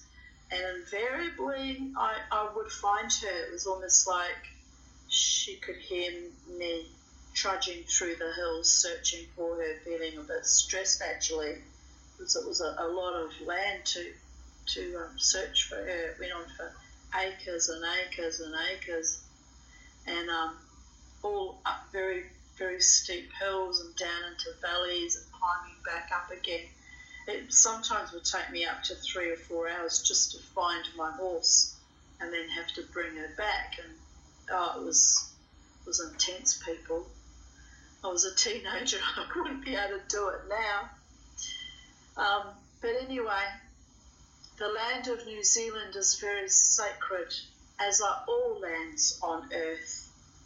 We all bow to Jerusalem, Mecca, Machu Picchu, Stonehenge, the pyramids of Giza, and there the spiritual power of the ley lines are magnified and resonant. But in Kabbalah, Makom, God's sacred space, can be anywhere. The gateways can be there in front of you all the time. For example, Jacob wrestling with the angel, so he lay down on a stone to sleep, and that place became holy. Makom is a space inside you and outside of you, as I said earlier, as within, so without. It is the place of dreams, hope, love, truth, and peace. Makom, I was in his place, but I did not know it. I believe that place and country and home are important to all humans, but there are special places that are sacred to non-human as well. And I was speaking with my young friend Nikki, who told me her mother came from Cyprus, about the Oracle of Delphi, and about that I learned from another friend from Cyprus, who was very kind to me when I met her at my hairdresser's one time, and she paid for my hairdo. She was very generous and sweet, and she was about to go back to Cyprus and Greece on a holiday. I asked her if she was going to visit the Oracle of Delphi, if she could put in a good word for me with the gods to help me find my true, loving, authentic, and by the way, available life partner. And that was about 2 years ago, 2.5 years ago now. Wait a minute, it's June 2024. I think it was around about October 2022, so it's 18 months ago. And since she put in that good word for me with the oracle and the goddess Aphrodite, I was telling my young friend, I said, my love life has improved quite dramatically, but not to the point where I can begin a sexual partnership because the object of my affections is not available. And but it's okay. I'm okay with it. The dance will continue, and the gods have their own unique timing, and some things come down to fate. And my true love partner, the man, the mortal, or the soul that's meant for me, may manifest, if not in this lifetime, then perhaps in the next lifetime, or in the world between physical incarnations that we call heaven or Valhalla or Nirvana or the next dimension. Am I right? So although I get myself sometimes a bit twisted into emotional wrangles and whip myself into a bit of a frenzy of distress that I can't have what I can't have, it has to be absolutely reciprocated, because I've had enough love affairs and partnerships with men that actually didn't love me, nor have my back, or even like me particularly as a person, never mind, apart from the sexual frottering on their part. They were not the men for me. So I'm wanting a true loving partnership with a man who's kind and honouring and respectful, and if necessary protective, who genuinely adores me before I throw myself into bed with any man ever again, because it's not survivable for me to make yet another heartbreaking, soul-destroying judgment of error by inviting a man who's false ever again. It's literally, physically, mentally, emotionally, and spiritually not survivable. I hear voices. It must be the neighbours or someone walking past. So anyway, when we live in harmony with all the worlds, the elemental, spiritual, angelic, human, non-human, and the myriad of gods of all cultures across this planet, all manifestations of the multiverse, the generative creative energy that creates all of us as souls, and some who have reached God status or were created to begin with as gods, and even other dimensions. As Jesus said, in my Father's house are many mansions. We come to make peace and love the fact that our place is here, now. Wherever I hang my hat is home. Just going to close my curtains because I feel like I'm being watched based on I hear voices outside, and the night is dark and my windows are open enough, and I'm like a radiant fucking beacon for everyone going past to see me, am I right?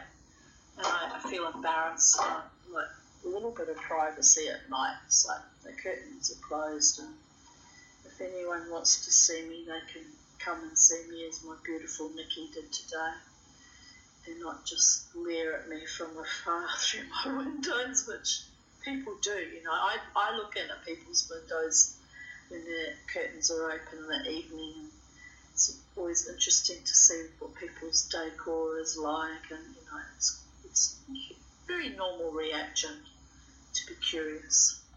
So I'm not saying it's a bad thing if people see me sitting here, but sometimes it doesn't bother me, but I just feel a bit vibey, I'm very vibey and vulnerable at the moment. Maybe vulnerable is not the word. Expanded and open and, yeah, expansive.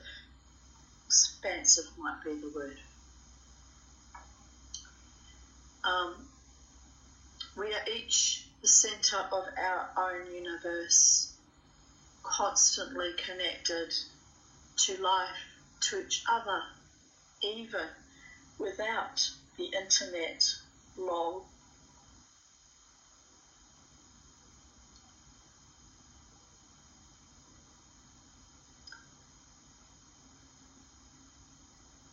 Jared and Harvey just left. Bobo was so happy to see them today.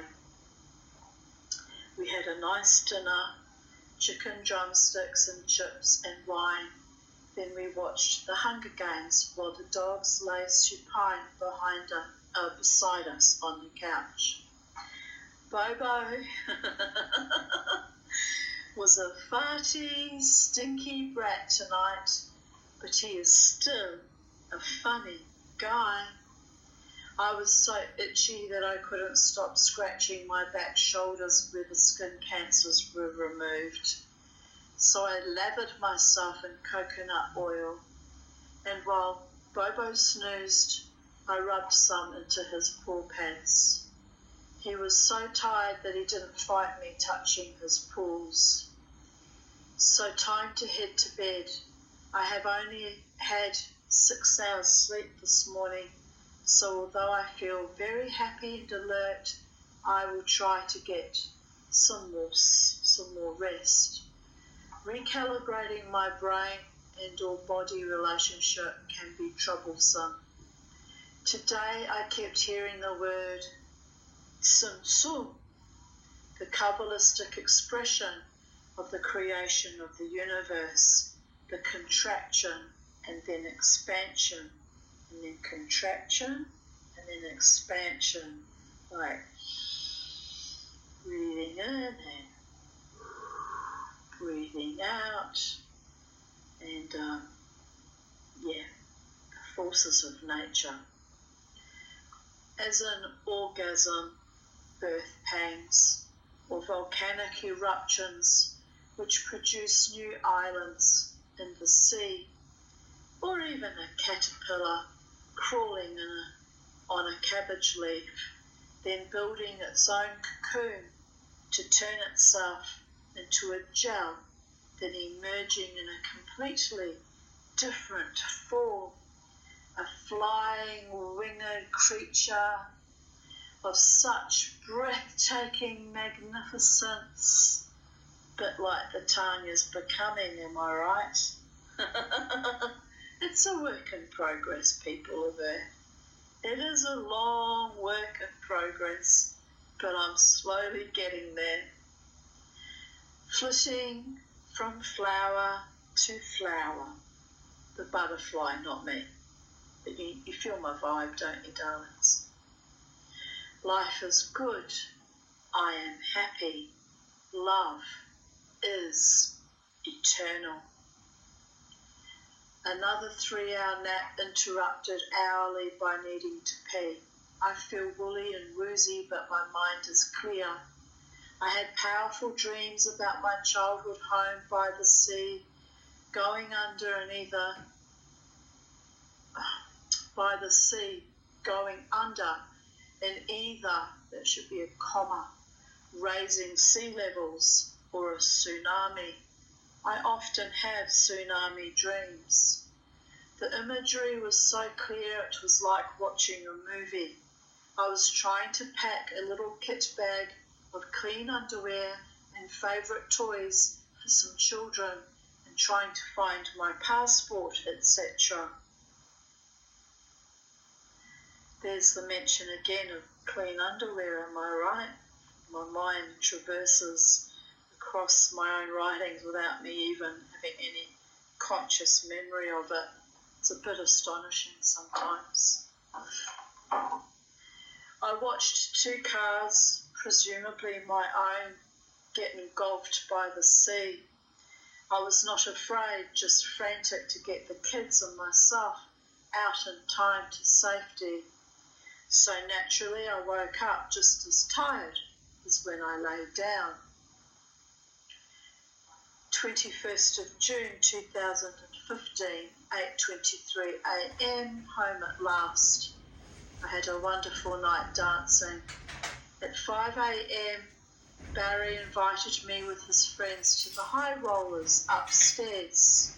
He was an elderly New Zealand gentleman that was a regular that danced with me at the casino.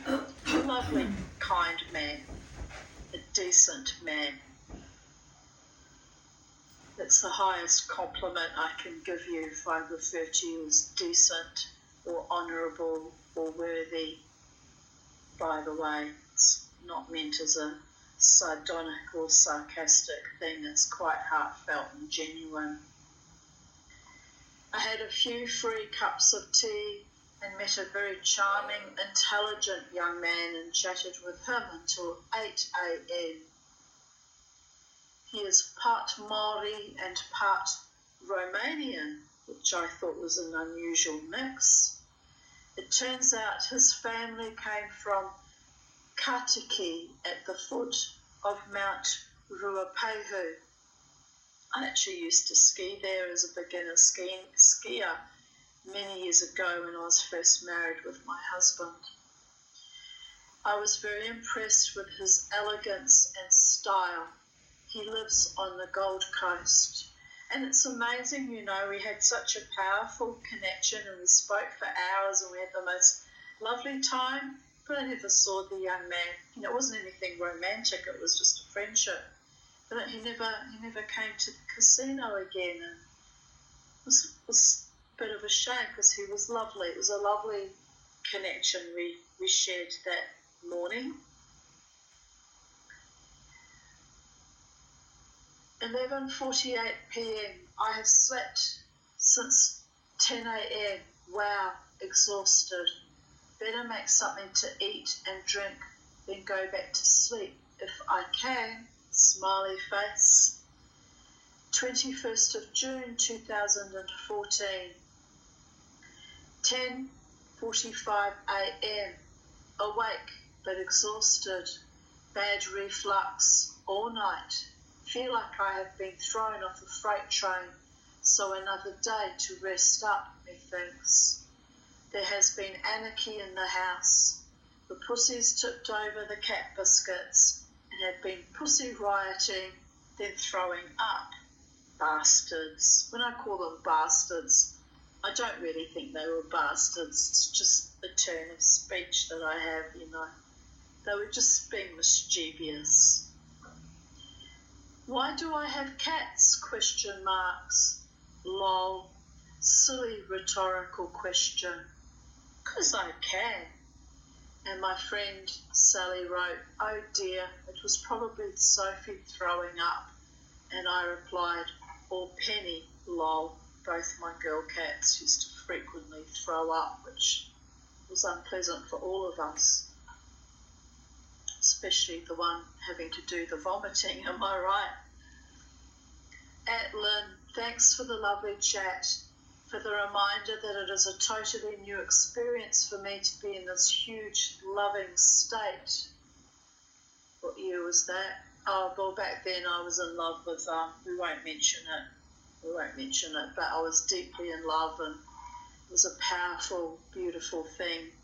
And it's just a shame that it was unrequited and it never turned into anything authentic and genuine and committed because, I was enjoying the love I was feeling anyway. And that recent lessons have shown me how much I'm loved, valued and appreciated. As she said, all other men put my love in a box and hid it from sight to control, to belittle me.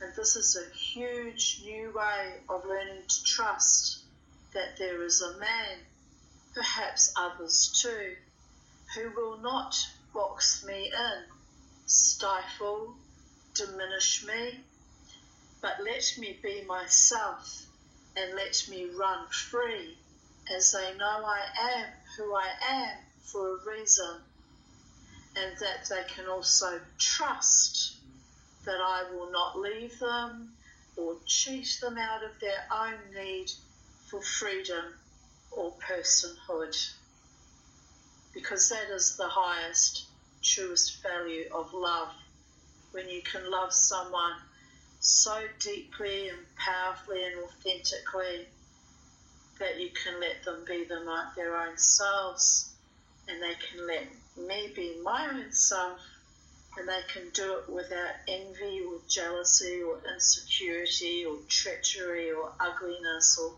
controlled dramas or aloof dramas or unrequited, cruel, sadistic, vicious dramas, because I don't do drama, and I've had a lifetime of it, and I'm kind of done. But, to have someone love me so deeply and sweetly and cherish me and respect me and honour me enough to allow me to, have other friendships and, business associates and family, and still know that they can trust me, that I will always be faithful to them because I adore them, and that I can trust that they will also be faithful to me because that person adores me. I can't imagine what a gift that would be, because I've never had that before, ever in my life. I mean, there was no infidelity during my marriage until kind of an emotional fidelity at the end, but only after he had been cruel to me for many years and I was done, and naturally looking and hoping to find a real love that I was safe with, and that would be safe with me, and that we could build a life together. And unfortunately, I never achieved that for the rest of my life. After my marriage broke down, I had the most beautiful friend, and but the lovers that came after were dangerous and soul-destroying and life-threatening and downright fucking evil, quite frankly. So it's a huge paradigm shift in the last few years for me to even open up again to the thought, the belief that there might be a man out there that would choose me to be his partner, and we could build a life together and live happily ever after, just like in a fairy tale, but only in real life and real world, in this 3D reality, these body, minds and spirit. It feels impossible and miraculous that the gods have a way of, if they favour me at long last, of making things happen at the appointed time, which I was told 30 years ago would happen when I'm 60. And look, it might have been just some fortune teller blowing smoke up my assets, because I'm 59 now and I'm not seeing any committed, relationships or dating or anything of that kind. So it's just maybe a fantasy that was presented to me as some kind of cosmic joke or yoke. But as I say, if it's meant to happen, it'll happen with the right person at the right time, and they will show me by their consistent loving intentions and kindness and sweetness and respect for me that I am chosen and I am their woman, right? Am I right? And I hope it's not just some delusional fantasy and that I'm going to make myself sick over, deluding myself and choosing someone that's not sincere ever again, because it's not an irrational phobia on my part, given what I've been through up until 10 years ago. It's taken me that long to heal, by the way.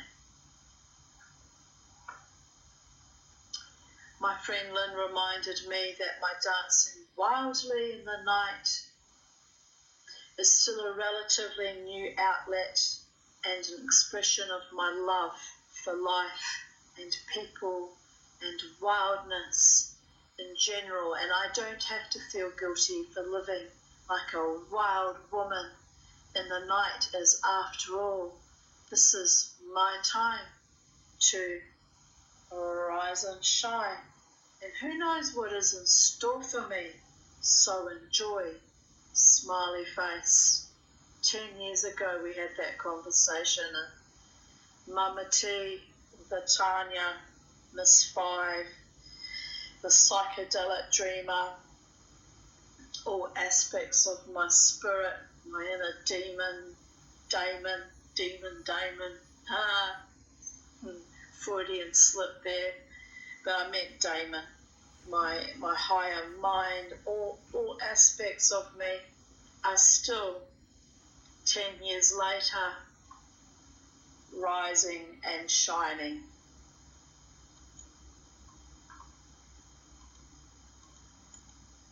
Then she mothered me by suggesting I stay home tonight and rest. I wanted to rebel, but I did as I was told and stayed home and baked a banana cake instead. The wildness will break out soon, everything in its season, laughing my ass off. Lynn has seen the real Tanya, through prosperity to poverty, from so much trauma to periods of enlightenment and joy. She has seen me in all my splendour and in all my despair. 26 years of friendship, almost 36 years now. Yet she steadfastly loves me and is in every way a true soul sister. Yes, she is. And she even rides through my very bad breakdowns when I can actually be quite cruel at times, which I became conscious of, and I actually apologised. I was fucking out of line. But it was just a firestorm that was going off in my brain a few days ago, and as soon as I recognised it for what it was, because I'm not normally a person who's nasty or malicious, I thought, this is not even me. My brain's,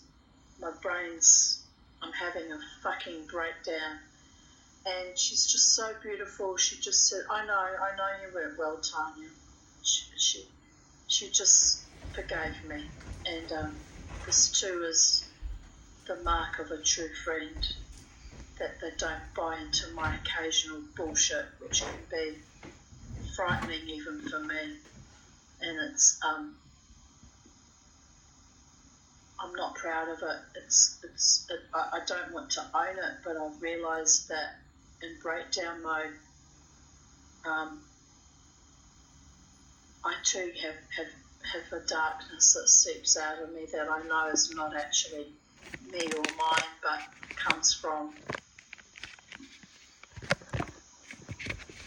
my abusive background.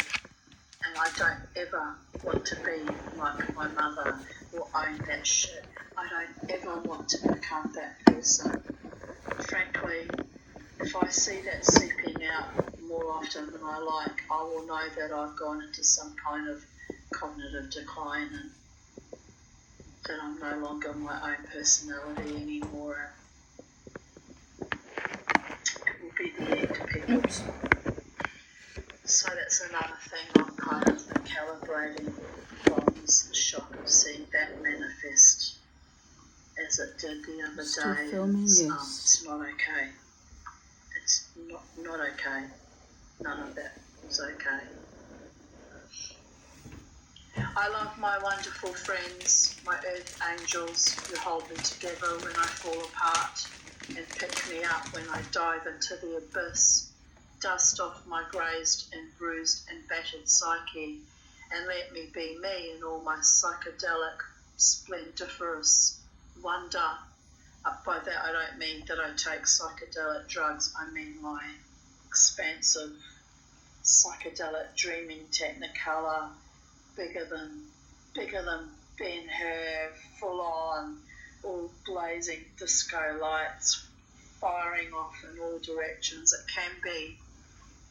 can be amazing, but it can also, when I manifest the dark side of my psyche, it can be ugly and frightening. And fortunately, that hasn't happened very often. But when it does, it's not something I like about myself, that I dredged that up from my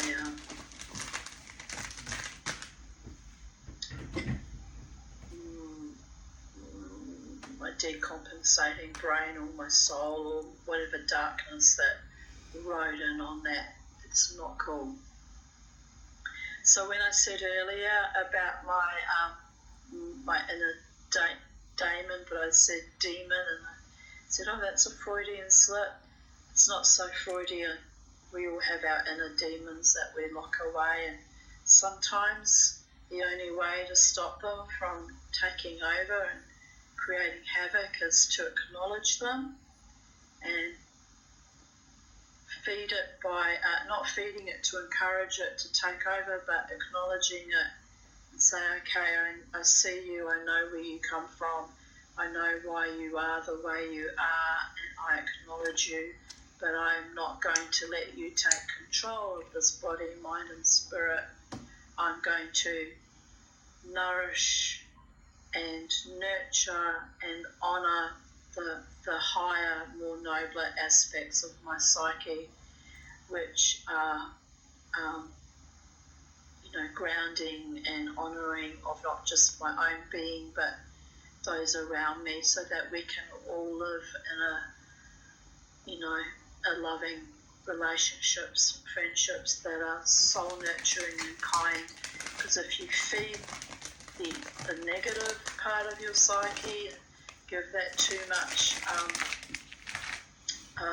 what's the word, energy or credit, or let that run fucking amok, my God, this is why our whole world is immersed in darkness right now, because there's been too much of that going on.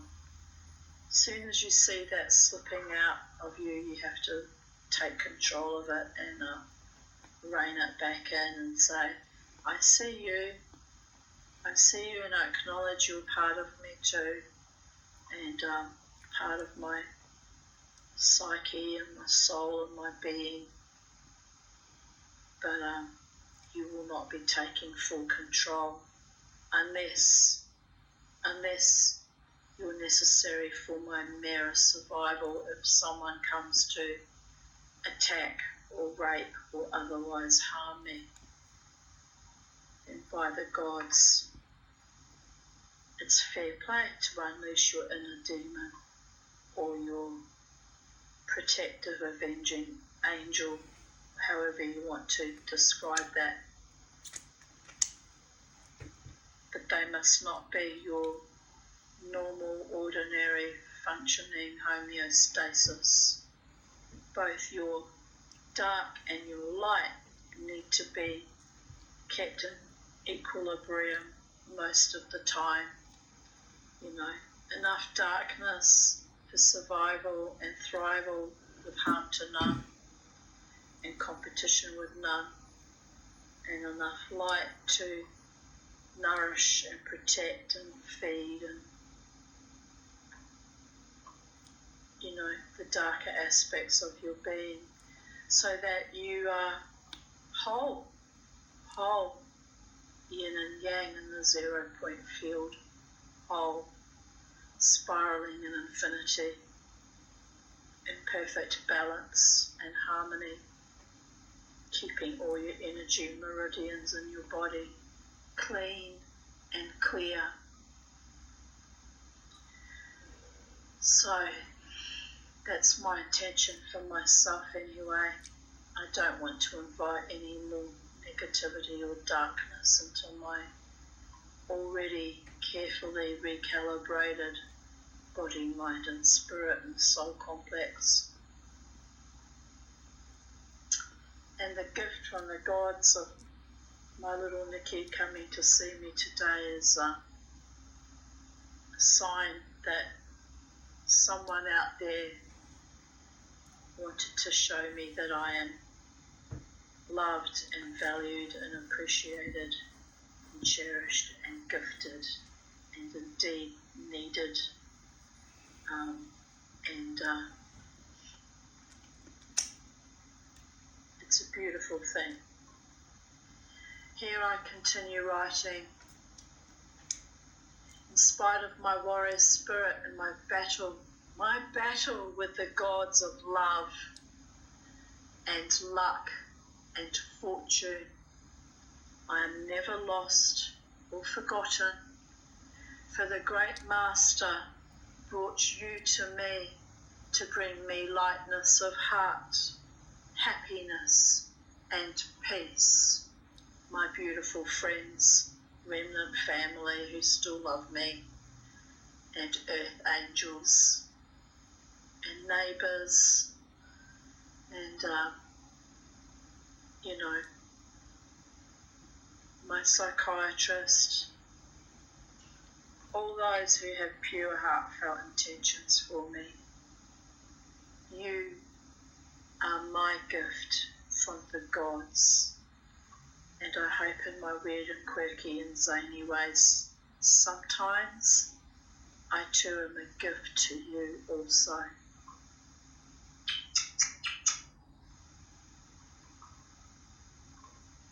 In bed early with my cat Penny, who was thrilled to welcome me to our boudoir ce soir bedroom this evening. Happy, joyous, overflowing with love, positivity and potentialities, being needed, meaning needed like when my cat used to need me with her calls, and then I put in brackets, needed as in needing me as we speak. Loud purring in my ears and now loud contented sighing. My cat is awesome. Sophie and Socks are content in their own bedroom. Chooks roosting, fish fushing, garden is hibernating for winter. All is at peace and doing its thing. Banana cake baked, floors to be continued, ellipses, because they struggle always to maintain doing the floors. Dusting, polishing also long. It will happen. And a former friend of mine wrote, are the fish fushing with a New Zealand accent, long? And I reply, yep. It was sweet that she understood the joke. 21st of June 2012, constant craving drives me mad. Bella and I had lovely snuggles last night. Bella was my little Pomeranian. I kept waking up, making eye contact, saying, I love you. She kept curling up behind me, pushing her back against me for intimacy and sighing us both back to sleep. In the end, at what turned out to be 2:20 p.m, lol, we finally got up. I had a wonderful afternoon and evening with my favourite Paltalkians, then watched some TV and am currently baking the banana bread I threatened to make yesterday. Gail took me out this evening for coffee and cake at Macca's with Tully. Talia was her little granddaughter, Talia. A good day, even with the cravings. Ha ha ha.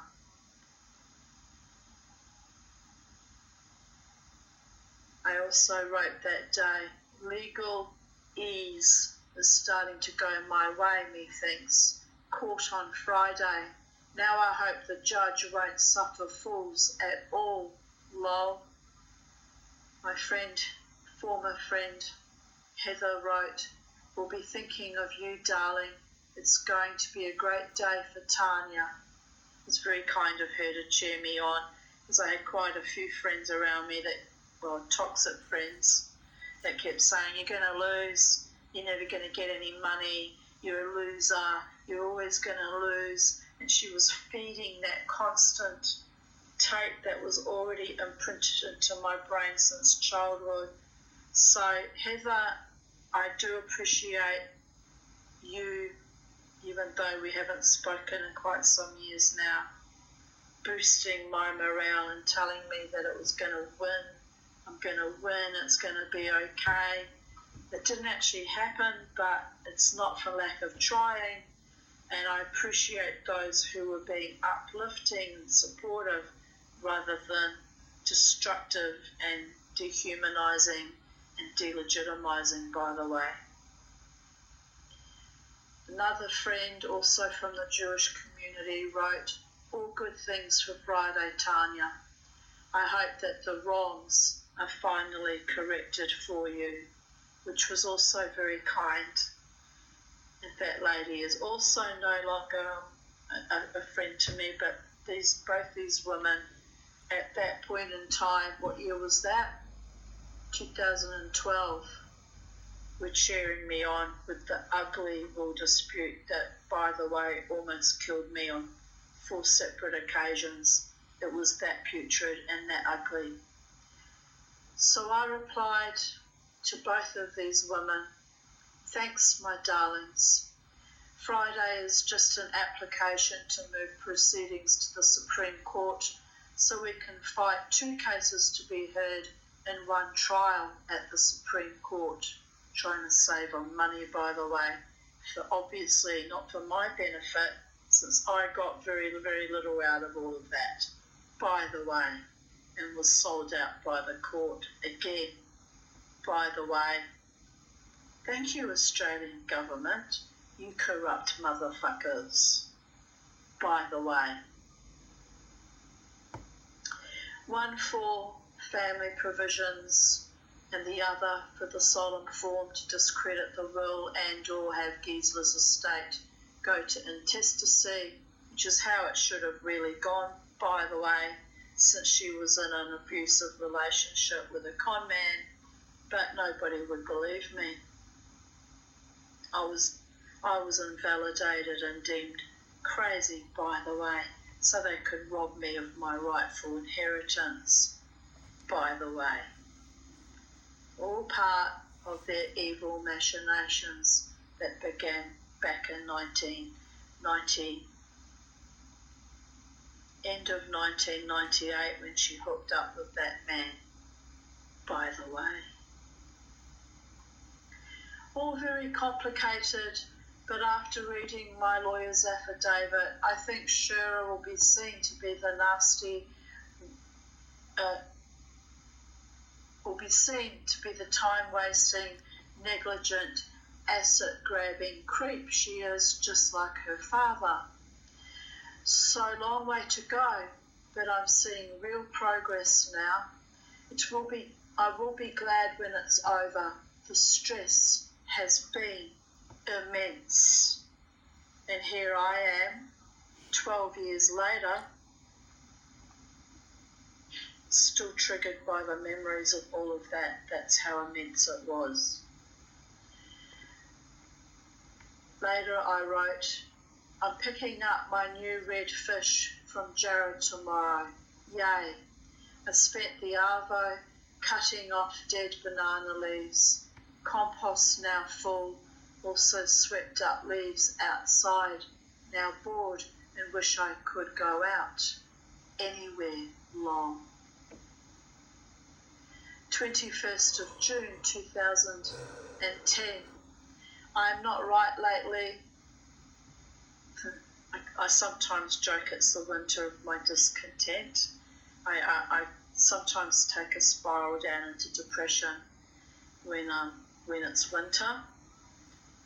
But I usually spiral down on every change of season. So winter, spring, autumn and fall. All you gotta do is call and I'll be there.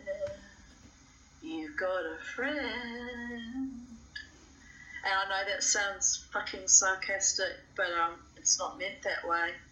Today, the last few days, my friends have all, including this young new friend that would not have known that I was in my breakdown spiralling mode, all heard my psychic distress calls and all came to comfort me in my time of need.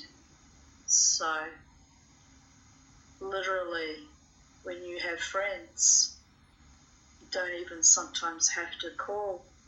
They simply tune into you and bless you with sweetness and kindness. My darlings.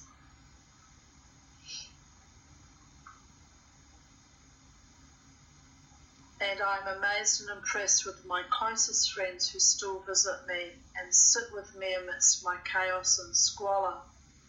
When I was very ill back in 2010, I would have trails of dishes leading from the sink down right across my kitchen floor all the way into the hallway, and it was indeed squalid. And not one of my friends said boo about it. They just would step over the dishes and would just have a cup of tea, which I would make for them, and would sit in my squalor with me. Not one would say, Tanya, what's going on here, and what's happening with these dishes, and are you going to do them? They just accepted it, and after sometimes it would take 2-3 weeks or until I ran out of dishes, I would then pull myself together and scrub my bath and wash the whole kit and caboodle in my bathtub, and then lay them all out on clean bath towels on the bathroom floor and to drain and dry, and then I'd put them all away, and it would all happen. But I did that several times, people, in the grief process, grieving my mad, bad, arsehole, narcissist, psychopathic mother. I just would completely break the fuck down mentally, and for some reason in those days it was the dishes I would refuse to do. I'm good now. If you want to marry me, my darlings, I'm a catch now because I do the dishes. Yeah, baby. Almost every night. No more squalor at Titania's realm sacred space. I mean, it can get a little bit untidy, but it's not dirty and it's not squalid. You'll be pleased to know I've outgrown that. Mind you, it's 14 years later, but I was on very heavy psych meds in those days, and they turned me into a zombie, which is why you see me go completely wild and fearsome and expansive and out there whenever the bands play Zombie. That's my war cry, because I lived like one for many, many years. And you will never, ever, ever turn me into a zombie ever again. I refuse to be medicated, and I refuse to be shut down so badly that I lose my own heart and soul, and by the way, mind.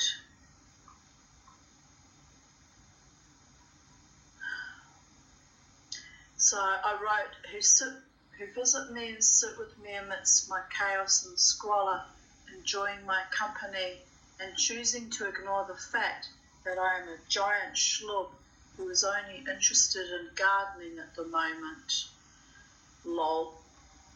I managed to shape my kumquat tree, gardenia and rosemary bush into lovely round balls with the aid of, oh, pardon me, sorry, that came out of nowhere, with the aid of the hula hoop I bought for $5. What happened to my gardenia? Oh no, that's still there. For a moment I freaked out that had died too. No, that's still going. Yes. Still in 2010, I posted my daily tarot card, Queen of Pentacles, and I wrote, "This is truly amazing as it was the card for Sunday, but today my darling Lynn visited me and I realised she is definitely the Queen of Pentacles, and as I told her today, a true woman of valour whose price is far above rubies. Love you, Lynn." And thus concludes today's readings of Even Date. May you have a beautiful, blessed evening.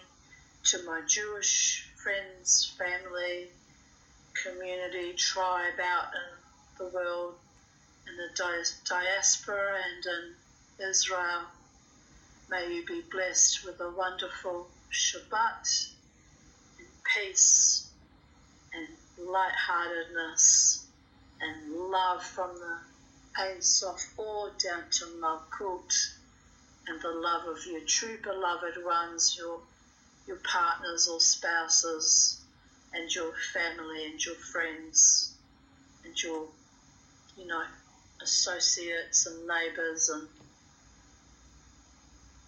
all who surround you. May we all experience great joy, and may we, those of us like me, who by the will of Hashem and all the gods has decreed that I am still single, still crazy and quirky after all these years, am I right? May the gods of my understanding bless me with my one truly loving partner, and may I merit that at long last. And oh well, it is what it is, my darlings. Wherever you are on planet Earth, what culture you come from, or religion, or creed, or spirituality, or walk, or whoever you are in your human form in this incarnation, in the same 3D reality as we live our lives out together here on planet Earth, today, for the rest of our days in our life, may we all be blessed with peace, safety, abundance, joy, truest, deepest, most honouring, devoted loves, and may our planet be kept safe and protected by those who preserve our planet for us, and may our entire universe sing in harmonic resonance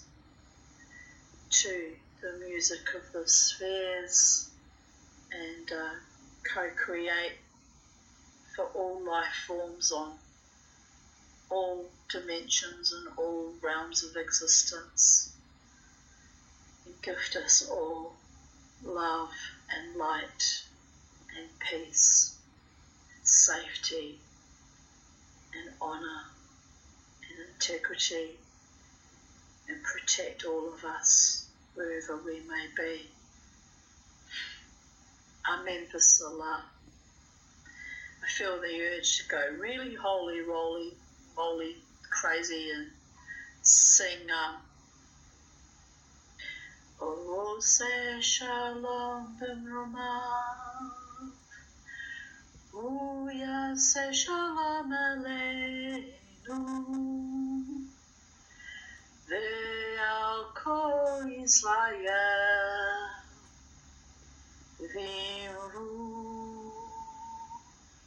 Imru Amen. Yase Shalom, Yase Shalom, Shalom Aleinu, Ve'al Kol Yisrael. Amen. And by that I mean in all worlds, and all paradigms across all of life. L'chaim.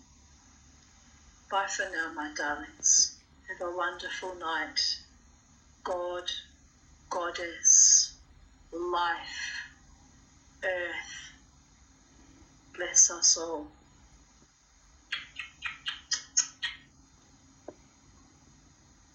Bye for now. Good evening from Sacred Space. Bye for now. Good night. It's now 11:32 p.m. and this is one of those rare occasions, those rare Fridays when I haven't gone dancing on a Friday night on the Shabbat, which I jokingly call my Oneg Shabbat.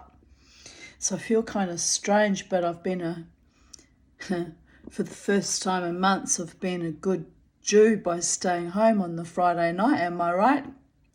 Sort of, kind of, but not really, because the reason is that my favourite band are playing tomorrow night instead of tonight. So it's got nothing to do with religiosity, by the way. But yeah, I've kind of, it's been nice to stay home on a Friday night and be in that kind of that feeling of being in sync for a change with other Jews across the globe. So on that note, blessed be, and I'll come back again with another video tomorrow, no doubt. And have a beautiful evening, night, morning, afternoon, wherever you are on the space-time continuum. Take good care. Bye for now.